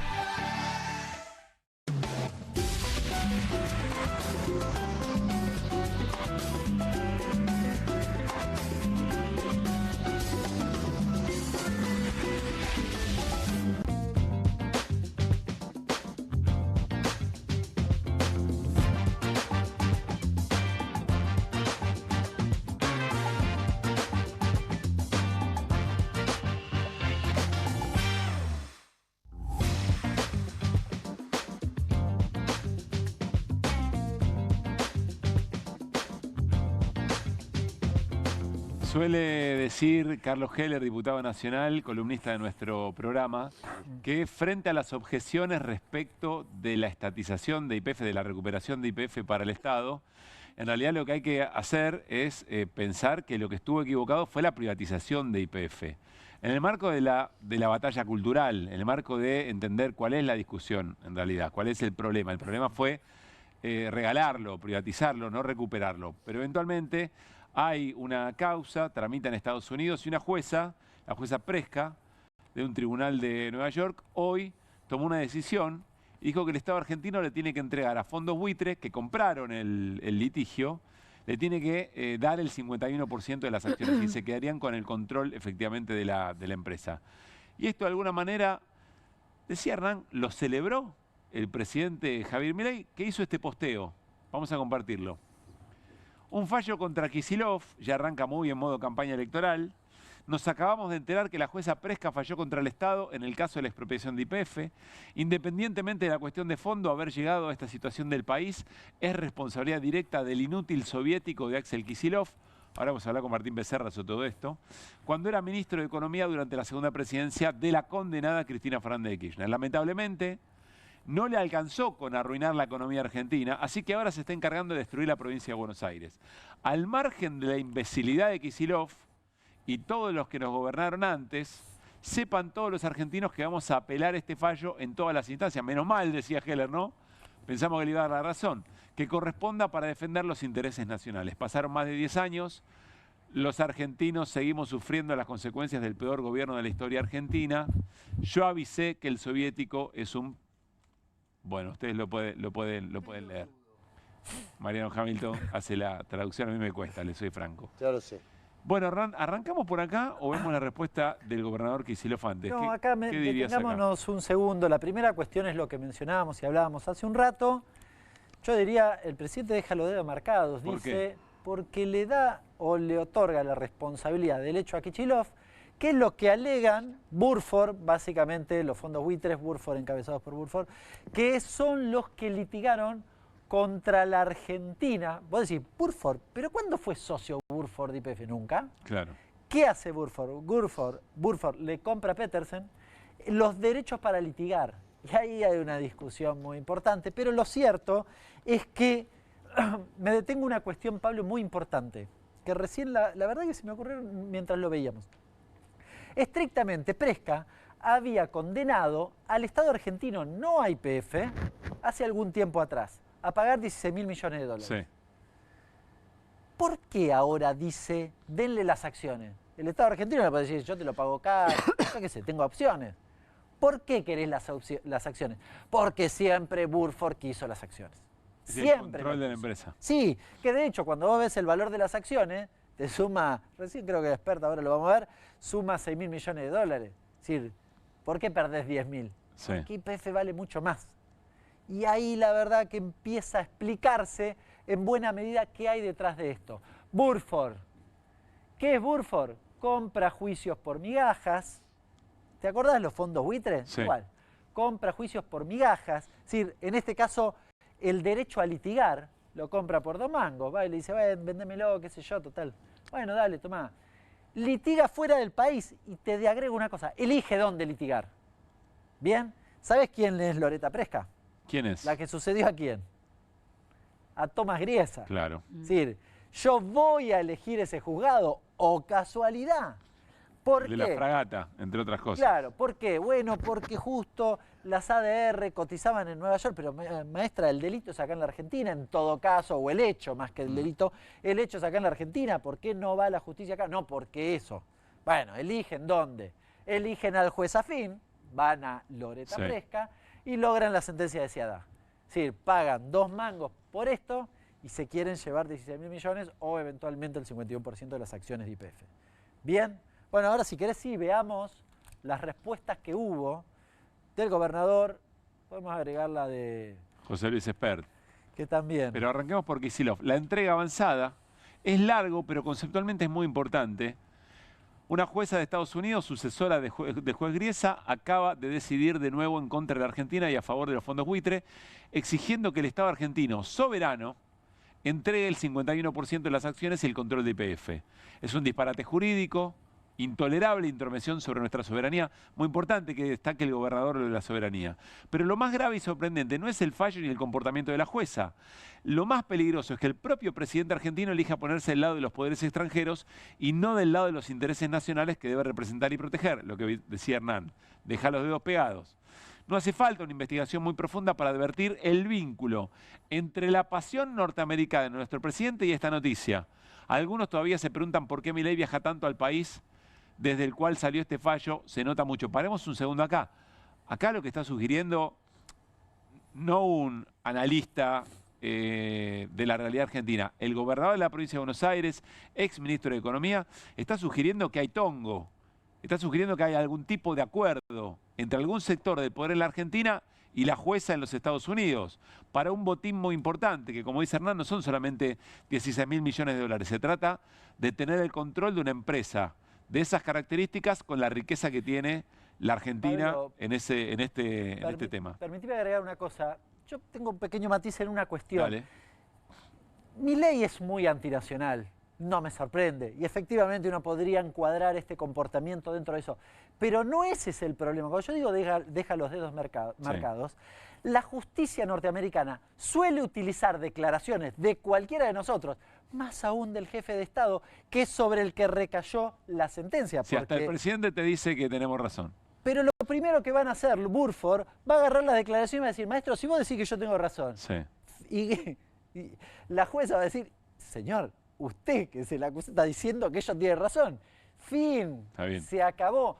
Es un problema jurídico lo que cometió Milei. No es solo encuadrado dentro de lo antinacional. ¿No? Como la otra vez. No, porque no estaba saliendo tan en contra del plan, aparentemente. Claro, por eso. Quiero quedarme solamente con esto para pasar al tuit de Milei. Casualmente el presidente de varias horas paviando en un canal de streaming, disfrazado con un mameluco de la empresa que quiere entregar y cuya importancia estratégica ignora completamente. Habría que ver si lo ignora. A esta altura, qué duda cabe que este gobierno nacional no defiende a la Argentina, defiende los intereses de Estados Unidos y de las finanzas y las empresas extranjeras. Al respecto, su candidato en la provincia lo acaba de confesar sin disimulo. Aspiran a privatizar YPF. En virtud de la gravedad de tal riesgo, mañana voy a hacer una conferencia de prensa a 6 de la tarde, otra vez en peligro un factor crucial del futuro de nuestro país. ¿A qué se refiere el gobernador Kicillof? Se refiere a este posteo de José Luis Espert, que es el presidente de la Comisión de Presupuesto de Hacienda, diputado nacional en el Congreso, en la Cámara de Diputados, pero también es, yo lo tengo confirmado también, por fuentes del propio gobierno, que va a ser el candidato a diputado nacional en la provincia de Buenos Aires. ¿Qué dice Espert? YPF nunca debió ser restatizada. Siendo 100% privada funcionaba perfectamente. ¡Mentira! Ahora vamos a eso. Kicillof la restatizó en 2012 violando el estatuto de YPF y hoy todos los argentinos pagamos las consecuencias de su ignorancia supina. No solo tenemos un juicio perdido en Nueva York, donde tenemos que pagar 16.000 millones, sino que el 51% de las acciones que la jueza le exige al Estado argentino valen poco más de 6.000 millones, menos del 40%. Kicillof, pésimo ministro, hoy pésimo gobernador. A ver, ¿qué está pasando acá, Hernán? Bueno, yo diría que ¿Por qué grita Mariano mentira desde la platea? Un paso más allá y plantea lo que algunos sospechamos, que es que efectivamente esto es una reprivatización de hecho. Es una reprivatización de hecho. ¿Bien? Vuelve YPF, podría volver YPF a manos privadas y por decisión de la jueza. Lo que dice José Luis Espert es que es lo que en buena medida querían, porque siempre la estatización fue un error. Permítanme, voy a hacer técnicamente... Volvemos a lo que decía, Heller. El problema no es la estatización, la restatización, el problema fue la privatización. Vamos a ver algunas cuestiones, pero Sí. quiero decir, es una huevada muy importante la que acaba de decir Espert, perdón el término técnico, una huevada Lo muy dijo importante. en un latín. Sí, no, porque no tiene el más mínimo sentido. Hoy estaba pensando en hacer el cálculo de los dólares que le dejó YPF y la política hidrocarburífera desde la estatización hasta Claro. ahora, entre ellos, señor Espert, que exista vaca muerta, porque el costo de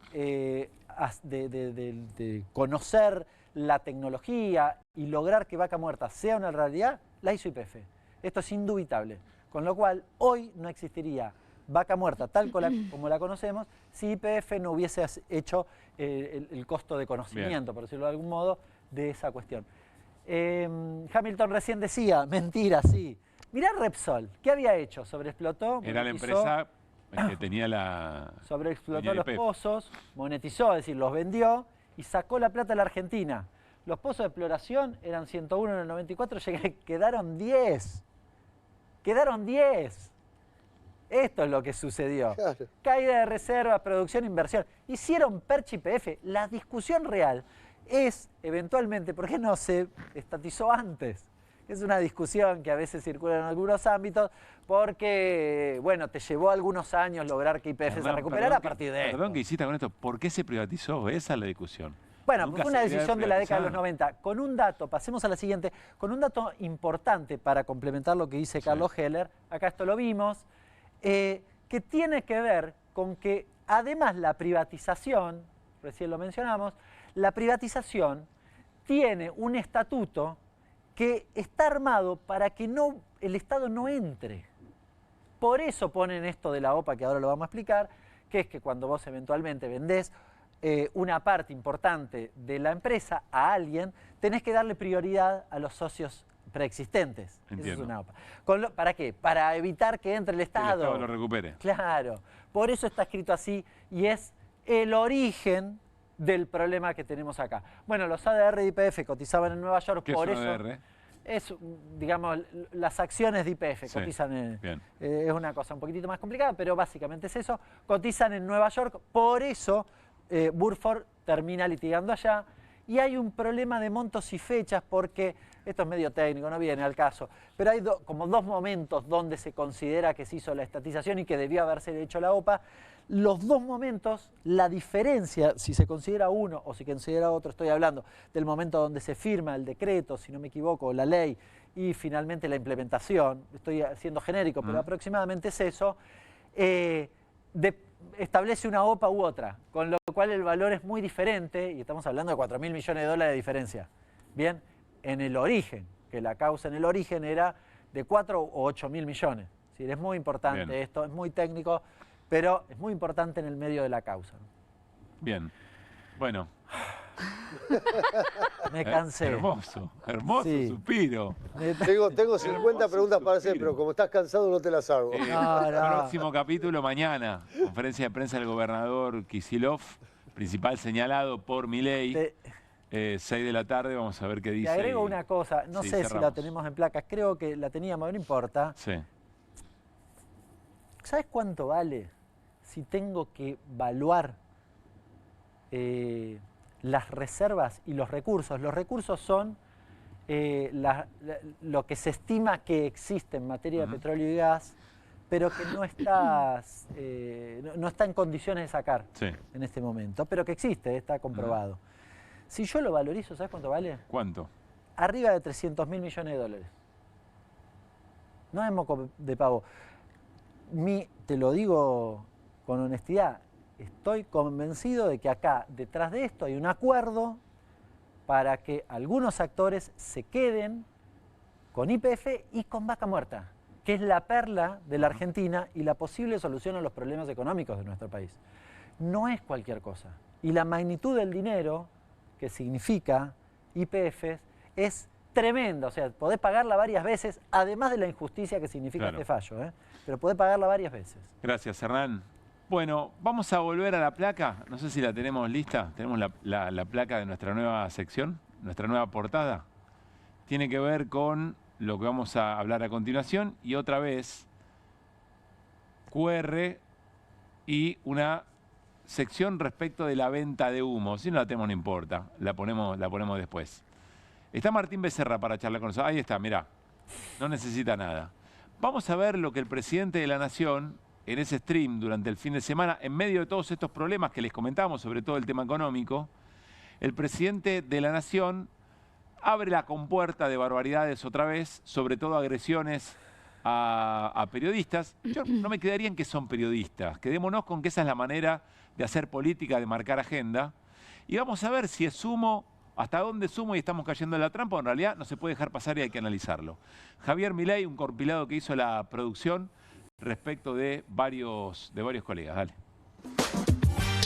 El otro sorete, ¿no? Que mandó a recortar el Zócalo, ¿no? El pedazo de mierda ese. Pero bueno, eso es lo que nosotros enfrentamos, ¿no? Digamos, un conjunto de soretes como la imbécil de Telepase. Sí, pero no están Digo, como la imbécil de Telepase. Esa fue genial. Porque ese imbécil se queja de que no le doy una nota. ¿Cómo le voy a dar la nota, digo, a una persona que tiene una discapacidad intelectual tan grosera que no sé, digamos, o sea, pero digamos, a un primate así no le puedo dar una nota. Digo, demostró que es menos que un primate. O digamos, la mierda humana de Marcelo Bonelli, que que cada vez que tengo una negociación con el Fondo Monetario Internacional, dice que lo voy a echar a Toto Caputo. Lo volvió a hacer ahora. ¿Siempre se equivoca para el mismo lado ese mierda humana, sorete mal cagado? Quedó claro, ¿no? Lo que pienso de Bonelli. Estupidolini, o sea, Tontolini, Bobalini, Pautolini, Merdolini. Sí, hay más, hay un montón. Sí, hay un montón. La mierda humana de Joaquín Morales Solá, la mierda esa. Es alguien que sistemáticamente sostuvo todas estas mentiras. Porque es, digamos, ese sorete es un sorete de nicho. O sea, todavía estoy esperando que ese sorete pida perdón.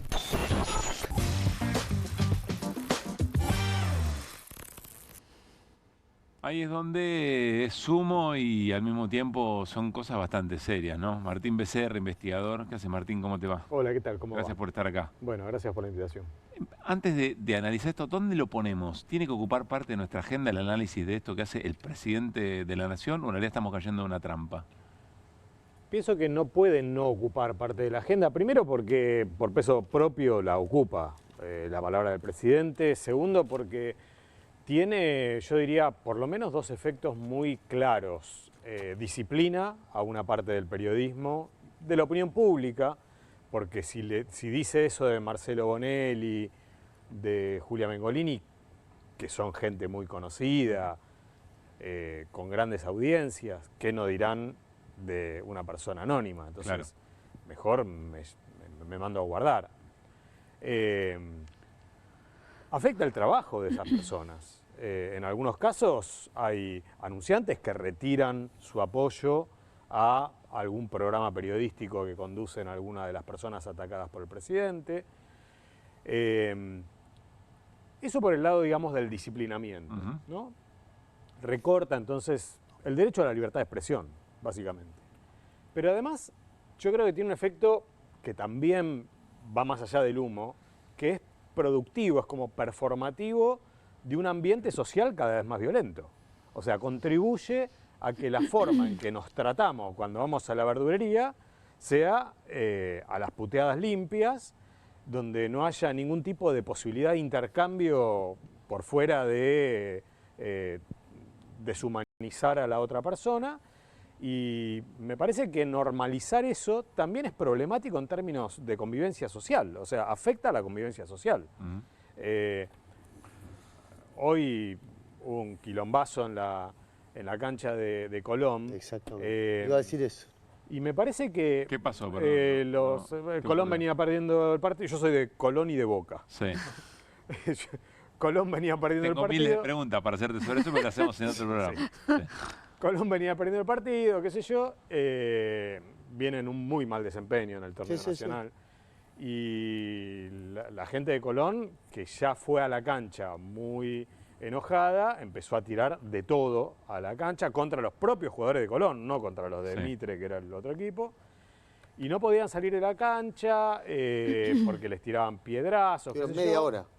Sí. Media hora sin salir de la cancha. Sí, o sea, situados en el círculo central, porque si no le llovían piedras de todos lados. Después la policía entró a la tribuna tirándole balazos de goma a la gente que estaba en la tribuna. O sea, quiero decir, es una situación social detonada, a mi modo de ver.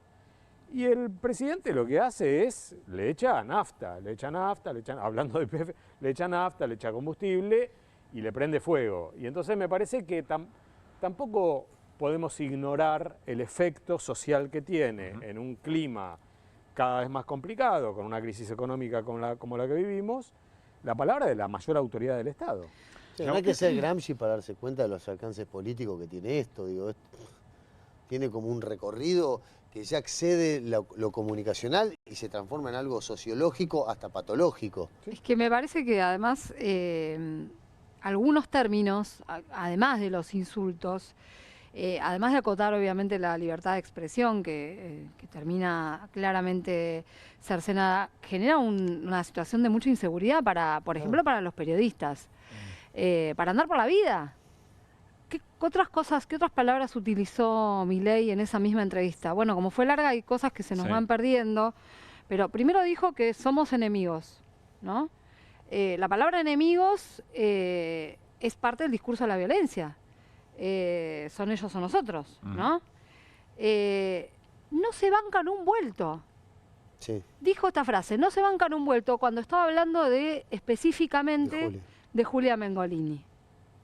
Pero la palabra, vos decir no se bancan un vuelto, primero es reconocer que se la estás devolviendo con toda la artillería del Estado, con la plata nuestra y con toda el trolaje y la inteligencia artificial y todo lo que se utilizó para atacarla a Julia. Pero además es una frase que se utiliza para expresar violencia física, no se bancan un vuelto. Absolutamente. Es un argentinismo, si querés. Sí.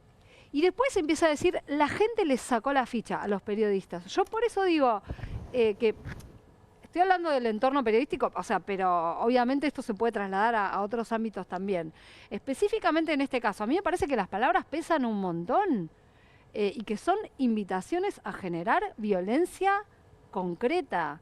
A mí me parece sumamente preocupante. Sí me parece que intentan moverte la agenda todo el tiempo, que no hablemos de la crisis económica, la gente que se caga de hambre, del que gasta con tarjeta para comer porque no llega y todo lo demás, de los jubilados, porque también, viste, yo me vengo preguntando, ¿quién es la gente para Milei? Cuando habla de la gente le sacó la ficha, ¿qué gente?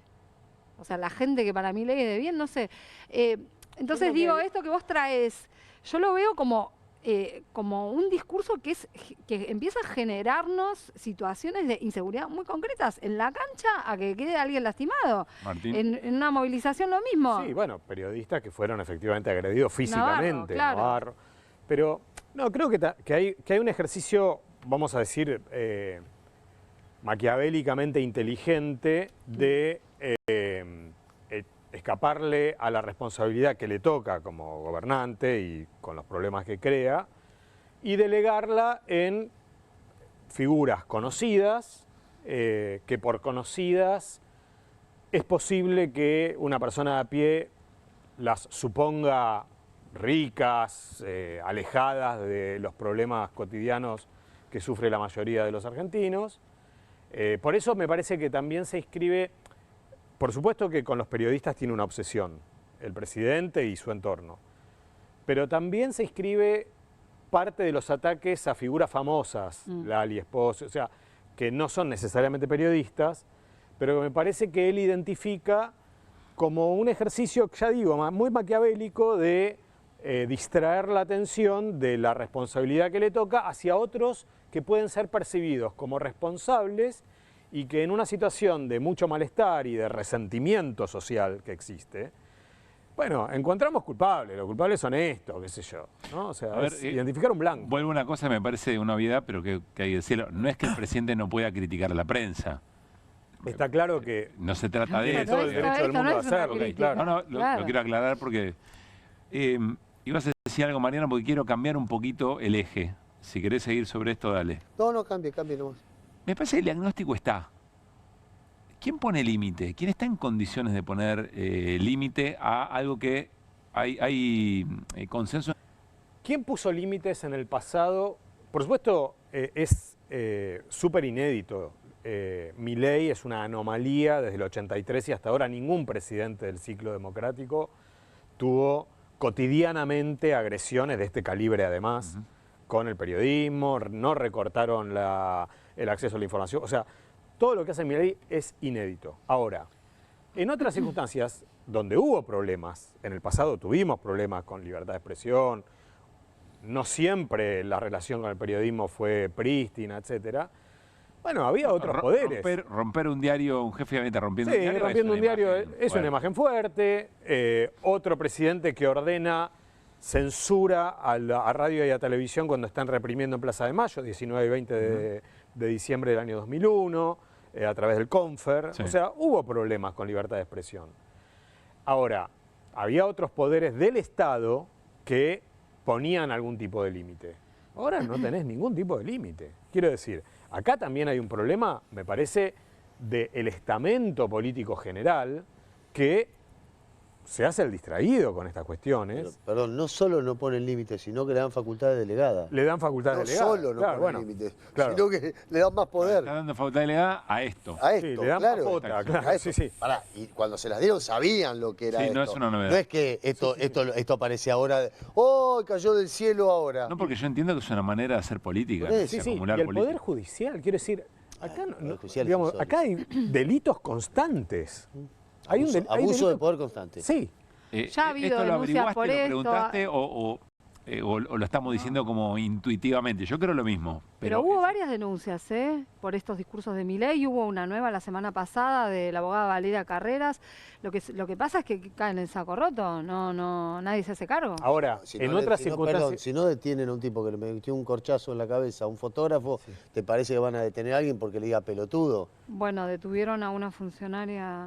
No, bueno, sí, por tirarle un sorete a Esper. Sí, que tampoco sabemos si es Si autoridad fue o de no, ella, claro. claro. En otra circunstancia histórica, la Corte Suprema de Justicia le ponía límites con Oberter Dictum a el gobierno de Cristina Fernández porque abusaba de la publicidad oficial, cosa que era cierta, o porque usaba los medios del Estado para finalidad propagandística. Intervenía la Corte Suprema. O sea, hay en causas que hay no tenían ejemplos nada de que ver. intervención. Sí, además en causas que no venían a cuento. Sí. ¿No? Que decía, bueno, resolvemos esto y además le decimos al gobierno que no se zarpe con los medios estatales porque tiene que ser... Yo no público. leí ninguna intervención judicial que, aunque sea en un considerando o en un entre paréntesis, dijera, y presidente, pare un poco la máquina. La verdad que yo no leí nada. Algo dijo Daniel Rafecas cuando desechó Las denuncias sobre Ali Lijalad y Carlos Pañi. exactamente. Sí. Algo deslizó, sí. Ujú, Sí. Ahí. Pero es de lo Vuelvo a la poco que se pregunta. dijo. ujú. Vuelvo a la pregunta de Pablo. Y entonces, si no es el Poder Judicial, ¿quién es? No, por eso. ¿Quién le pone el cascabel al gato? Porque uno, la verdad que tiene esta sensación de que todo el tiempo Milei te está corriendo el arco un poco más y que termina convenciendo a parte de la sociedad que el funcionamiento social vale hacer eso y no Claro. es ningún problema. Con lo cual, nosotros recién nos preguntamos si un delito era delito, que es delito, pero nos lo preguntamos porque te termina corriendo el arco y decís, che, pero... Perdón, Hernán, ¿será recién así? dijiste huevada. Sí. Y la verdad es que a los dos, ¿no? Dice, che, por ahí huevada no es el término más correcto. Y agrego otra cosa, no sé si vieron la imagen de una pasajera en un tren que se filma, mientras atrás hay una discusión entre dos pasajeros, uno mileísta y el otro parece ser cristinista, ponele, y se están diciendo, pero cualquier cosa, no sé cómo habrá terminado la escena, digamos, pero esto que dice Milei estaba ocurriendo entre la gente común. Sí, sí, exactamente. Bueno, por eso, ¿qué podemos hacer? Para mí lo que podemos hacer es lo que la sociedad argentina ha hecho en otras circunstancias, que fueron bastante peores o más clausuradas en términos de expresión, que es promover debates en lugares públicos para expresar que esto no se condice con una convivencia de carácter democrático, que esto hace daño, que esto no permite mejorar de ninguna manera las condiciones en las que nosotros vivimos. Es lo mínimo que podemos hacer. Se dirá, es poco, no vamos a alterar el hecho de que Milei todos los días salga con los tapones de punta. Bueno, es lo que podemos hacer. No, en esto yo, como soy un veterano del pánico, soy el más viejo de todos los que están acá. No sé. Sí, claramente lo soy. Todo termina. Todo termina de alguna, Sí, el de problema alguna u otra es el nivel de manera. daño que se va a generar. No, por supuesto, bueno, pero todo termina de alguna u otra manera. Yo creo que el límite lo pone el pueblo argentino. Que el límite lo pone la No gente. no lo va a poner la... Porque en las urnas. Ponele. Martín. Lo que hoy es tolerable, En probablemente algún momento deja de mañana serlo. deje En algún de momento serlo. dejó de serlo. Martín, la apatía cívica, digamos, estamos viendo elecciones con muy poca participación. ¿Algo de esto puede tener que ver con eso o es solo, uno podría Sí. imaginar solo cuestiones económicas? Pero Milei es, yo creo, expresión de eso, pero además es un potenciador. De la Claro. antipolítica. Por eso digo que es performativo, en el sentido de que no es que es solo fruto de un estado previo de malestar, que lo es. Es también doblar la apuesta de ese malestar, ¿no? Entonces, por eso me parece que es como estrategia cínica, si ustedes quieren, Es una estrategia que hoy le rinde frutos, porque efectivamente distrae la atención pública y canaliza el resentimiento hacia objetos que para una parte de la sociedad son gente muy respetada, pero para otra parte de la sociedad no son gente respetada. Y además supongo que evita un argumento de política pública, porque en realidad el vector efectivo es odiar al otro. Efectivamente. Ahora, señalar esto, mire, usted está distrayendo la atención, porque el responsable de lo que pasa es usted. Pero el problema es que actores calificados con autoridad política, cultural, social, cultural ponele que sí, no se lo dicen. No le están diciendo Y al contrario, le dan más herramientas. Claro. Tenemos ejemplos en Twitter todos los días de diputados o diputadas, senadores, senadoras, que han votado la ley Bases y que ahora están escandalizados. Bueno, será el momento de cambiar. Falta un link. Ahora termina, ¿no? Dentro de poquito. Bueno, la elección... No, termina dentro de la poquito. Facultad Facultad delegada. Sí. Termina muy pronto y después vamos a las urnas y veremos qué pasa. Si el pueblo argentino nuevamente... Sí, ahí tengo un matiz. No tenemos que ir a la tanda, pero tengo un matiz. Con torpeza le da al presidente poder de disponer del Congreso también. Tengo un matiz, Mariano, ahí que da para charlar en otro lado. Pero si vos te quedás esperando eso y no lo generás en las responsabilidades que tenés como dirigente político... No, yo no, pero yo te estoy hablando yo acá, no estoy hablando. No, está bien, no digo de vos, Martín. No soy el presidente del PJ. No, pará, Martín, Martín está hablando de reacciones de distintos poderes y de gente que tiene verdaderamente o representación o que tiene responsabilidades. Es como la política y las encuestas. ¿Se allana a lo que dice una encuesta o trata de convencer a la gente que para modificar el resultado de la próxima encuesta? Porque si no el daño me parece que es muy profundo, pero bueno, da para largo. Es la pregunta que siempre nos hacemos, ¿qué estará haciendo el presidente de todos los argentinos, el presidente que vamos a tener dentro de 2 años? El gran protagonista. El gran protagonista de lo que va a pasar dentro de 2 años. Martín, que por ahí ni sabemos quién es. Gracias por haber venido y el otro día charlamos cómo es ser de Boca y de Colón de Santa Fe. No, pero que diga algo. No, soy santafesino de nacimiento. Sí. Mi viejo me hizo de Colón. Muy bien. Y mi pasión me hizo de Boca. Gracias, Martín, por haber venido, en serio. Bueno, nos vamos a ir a una muy breve tanda. Novedades del caso Libra. Las tiene Irina Hauser al regresar. María es credinauta. Eduardo también. Y Luis y Mercedes y Pablo son credinautas. Ellos y miles de argentinos formamos Banco Credicop. Y somos credinautas porque desde siempre creímos que es mejor hacerlo juntos y no hacerlo solos. Porque somos cooperativos y solidarios. Y porque sabemos que solo nos salvamos si lo hacemos entre todos. Ahora, hacete vos también, credinauta. Movete a Credicop. Movete a un banco distinto. Banco Credicop Cooperativo. La banca solidaria.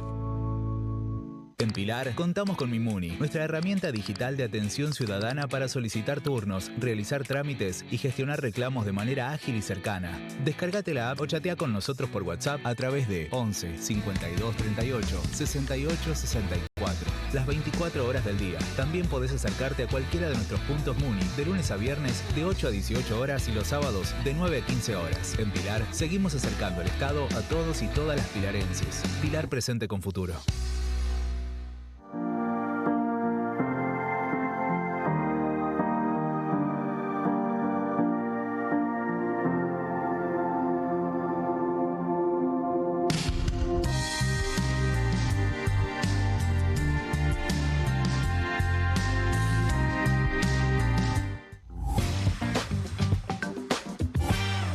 Muy bien, vamos con nuestra portada. Cuentos de la cripto. La gran protagonista es Irina Hauser, que el viernes nos contó 6 líneas telefónicas tenía Javier Milei descartables. 6. Y, uy, mirá, esta portada es espectacular. Línea divina. La cantidad de... Tiene una cabina de Entel en la mano. Machi, estás muy loco. Es extraordinario. Es extraordinario. Estás muy loco. Felicitaciones. Y un inalámbrico tenía también. Son 6. No son 6. No, viste, porque yo sigo buscando cositas en lo que puedo ir accediendo en el expediente y resulta que eran más. Las 6 que yo te conté... a nombre de Javier Milei. Son líneas a nombre de Javier Milei. Yo no te puedo asegurar que sean de Javier Milei. Sí. E incluso el informe que hace Telefónica Movistar dice que no pueden dar, ellos no pueden dar fe de que el que figura como titular. Si sea- puede ir un fulano de tal a nombre de Javier Milei. Es que puede ser y ha pasado con jueces de la Corte. Lo que pasa Sí. es que acá, evidentemente, son muchas y parece haber como un modus operandi, ¿no? ¿Cuántas son muchas? ¿7? ¿8? No, 10, no, 11. no. 12. 14. ¡Eh! 14. Llegué hasta 14 ahora, hasta ahora. La Hasta quiniela es el ahora. borracho, ¿sabías? 14 líneas. No sé, eso lo dijiste vos. Sí, claro. Son líneas prepagas que aparecen a nombre de Javier Milei en la causa. Recordemos que el fiscal Eduardo Tayano había pedido a las compañías de telefonía Sí. todas las titularidades, de líneas telefónicas que tuvieran tanto Javier Milei como Karina Milei, como los otros imputados en la causa. Lo que pasa es que lo de Javier Milei llama la atención porque son muchas y son de estas líneas prepagas. ¿Prepaga qué quiere decir? Que hay una plata fija que pagás para cargar esa línea, pero no te llega una facturación. Sí. Ahora, hay una regla hace algunos años, a partir de la cuestión de los secuestros extorsivos, que te obliga a, cuando sacas una línea prepaga, dar un nombre, dar un DNI y además un domicilio. La mayoría de las de Javier Milei están en domicilio fiscal de Karina Milei. Hay un reporte de Telefónica a Movistar, que son las 6 líneas que yo te conté el otro día, que si querés lo vemos, es Estas son las 6 este que nos documento que contaste. estamos viendo, que además lo quiero mostrar porque te imaginas que después de haber contado esto me bardearon bastante. Queremos ver la prueba. Bueno, Sí. acá tenés la prueba. Esto es lo que entrega la empresa de telefonía. Esto es lo que le entrega la empresa de telefonía al fiscal Eduardo Tayano. Ahí está la fecha de alta y la Y fecha la de fecha baja. de baja, que todas coinciden con el 17 de mayo del año pasado. Eso es muy llamativo, ¿no? Sí, eso es muy llamativo. El mismo día se dieron todas de baja. Exactamente. Que si fueran de otras personas que tomaron el nombre de Javier Milei, habiendo podido conocer el documento, etcétera, se pusieron todas de acuerdo para el mismo día darles de baja. Claro, bueno, ese es un dato que llama la atención. Ahí tenés justo Con también Milei en el presidente, mismo... perdón, ¿no? Con Milei presidente el 17 de mayo. Exactamente. Tenés justo ahí abajo también una prepaga de Manuel Terrones Godoy, Sí. adquirida en el 2022, dada de baja este año. Manuel Sí. Terrones Godoy, uno de los empresarios implicados. Este es uno de los informes. Después hay un informe de otra empresa, que es Claro, donde algunas líneas también aparecen dadas de baja, pero otras siguen activas. Ahí tenés, que si querés lo vemos, Sí. 5 líneas que aparecen activas, todas líneas prepagas también. A ver. Estas son de la empresa Claro. Estas son de la empresa Claro, exactamente. Ahí está la fecha de activación y el estado, que algunas dicen activas. ¿Estamos bien? La A es de activas. Y algunas tienen prefijos que no son de Buenos Aires, sino Sí. que son de algunas provincias. Bueno, con lo cual, también esto, hay que ver qué pasa con esas líneas activas. Lo que va a pasar ahora es que una de las querellas por lo menos una de las querellas que había pedido esta información, ahora van a pedir un informe sobre entrecruzamiento de llamados, a ver si esos teléfonos tenían alguna clase de actividad Sí. como líneas telefónicas. O si, como me explicaron algunos peritos a mí, esto se usó para otras cosas. Como por Para ejemplo. lo que más se usa, Sí. según los peritos, es para abrir perfiles en redes sociales y en plataformas. Abrir una billetera, me decían, puede llegar a ser, pero es más difícil porque necesitas más documentación. Tenés que presentar más cosas, te Sí. piden un escaneo de un DNI, hay como otros requisitos, ¿no? Pero sí se pueden usar para abrir un mail, por ejemplo, una cuenta de mail, o para abrir otras Pero cuentas en es llamativo. plataformas. Es muy tener llamativo. 14 líneas para abrir perfiles en aplicaciones o en plataformas. Bueno, a mí me llama la atención, evidentemente a los 3 peritos con los que hablé también les llamó la atención, Sí. y me dicen, en ocasiones en que ha aparecido esto en causas judiciales, es porque se usan para esto. Con mi ley nada puede llamar la atención. Vuelvo a algo que me parece Pero, importante. El pero hecho de que insisto con Milei- esto, yo no te puedo decir esto es un delito. No, por eso. El hecho de que Milei tenga esta cantidad, 14 dijiste. 14 líneas prepagas no es un delito. No es Lo un que delito. llama la atención, lo que se va a hacer es tratar de hacer un entrecruzamiento de llamadas para ver si Para hay un ver qué patrón. actividad tuvieron esas líneas telefónicas. No, y hay una cosa que me parece importante, porque aparecía una de Terrones Godoy en la primera placa y otras 2 después. Terrones Godoy es el que todo el mundo se indica como el socio de la operación Libra. De Libra. Sí. Y tiene el mismo modus operandi, podríamos decir. Claro. Es decir, los dos abren o sacan teléfonos prepagos con distintas fechas, pero finalmente, o sea, Terrone Godoy tiene 3 líneas. ¿Para qué tenés 3 líneas prepagas? Terrone El otro, Godoy, además, 14. ¿se acuerdan? Es el que en enero de este año hizo uno de sus tantos videos en redes anunciando que en otros países, además de en Estados Unidos, iban a aparecer monedas con nombre de gente importante, cuando salió la de Trump. Sí. Y diciendo que esto iba a ser una forma de financiar la política. Sí. Para mí, ese video es una clave de lectura de todo esto. Iri, en Te dos quiero líneas, contar algo más. nos quedan 2 minutos. Sí, Hayden Davis. Hayden Davis y llamadas que recibió. Hayden Davis, el creador de Libra, empresario estadounidense, que también está imputado en Argentina, que contamos que la semana pasada le tiró un poco de tierra a Milei diciendo que si no hubiera borrado el tweet, esto funcionaba. capaz no se daban cuenta del fraude o no se notaba. Esto funcionaba. Esto podía llegar a funcionar. Hayden Davis estuvo en la Argentina varias veces. Una de esas veces fue en septiembre del año pasado. Varias veces son 7. Sí. Septiembre del año pasado recibió llamadas en un teléfono que dejó consignado en el hotel donde se alojaba. Recibe llamadas de un número rarísimo, un número muy largo, que tiene muchos ceros, que parece, vos lo ves y parece un número de un conmutador. Sí. Bueno, rastreando qué era ese número, todavía no llegué al nudo de la cuestión, pero encontré algo que es muy sugestivo, que es que ese mismo número aparece en otra causa judicial, que es en la causa judicial que tenía como ícono a Pepín Rodríguez Simón, operador del macrismo, y resulta que hay un informe que dice que esos números de teléfono son una especie de nodos o de intermediarios que sirven para camuflar quién es que te está llamando, desde Argentina a un teléfono del exterior. ¿Se entiende? Para que no quede registro de dónde te llamaron. Desde esos números entraban llamadas para gente muy cercana a Mauricio Macri, como el propio Rodríguez Simón, como José Torello, como Quintana, según lo que está en aquella causa judicial. Va a tener que determinar la jueza Servini y el fiscal Eduardo Tayano qué significan esos números de teléfono en esta causa, pero evidentemente Davis recibía llamados desde la Argentina de un número que se quería ocultar. Irina, gran trabajo. Muchas gracias. ¿Cuánto laburo tiene Servini, no? Carajo. Sí. Le hicimos bastante igual. Claro, Sí. Irina le hizo bastante. La que labura es ella. Le colaboramos. Sí, bueno, por ahí te puede poner. ¿Por qué no te da un puestito ahí en el Sí, de fiscal, juzgado? tiene que ser. Ni me lo digas, con la guita que están ganando en el Poder Judicial. ¿Y sabés la que juntás para la jubilación? ¡Ay! Esta conversación podría seguir ad eternum. Sí, obvio. Pero tenemos que terminar acá. Yo quiero el detalle de dónde está enganchado el micrófono de Mariano Hamilton. En la tirita de su uso. Dice tanto de Mariano. Es muy Mariano Hamilton. Es muy Mariano. Se me había desenganchado. Y de Bravo también. Sí. Nos vamos. Nos reencontramos mañana para seguir haciendo QR en vivo en Bravo TV. Gracias, Hernán. Un placer. Abrazo, Te Mariano. estaba volviendo loco esto. Gracias, Siri.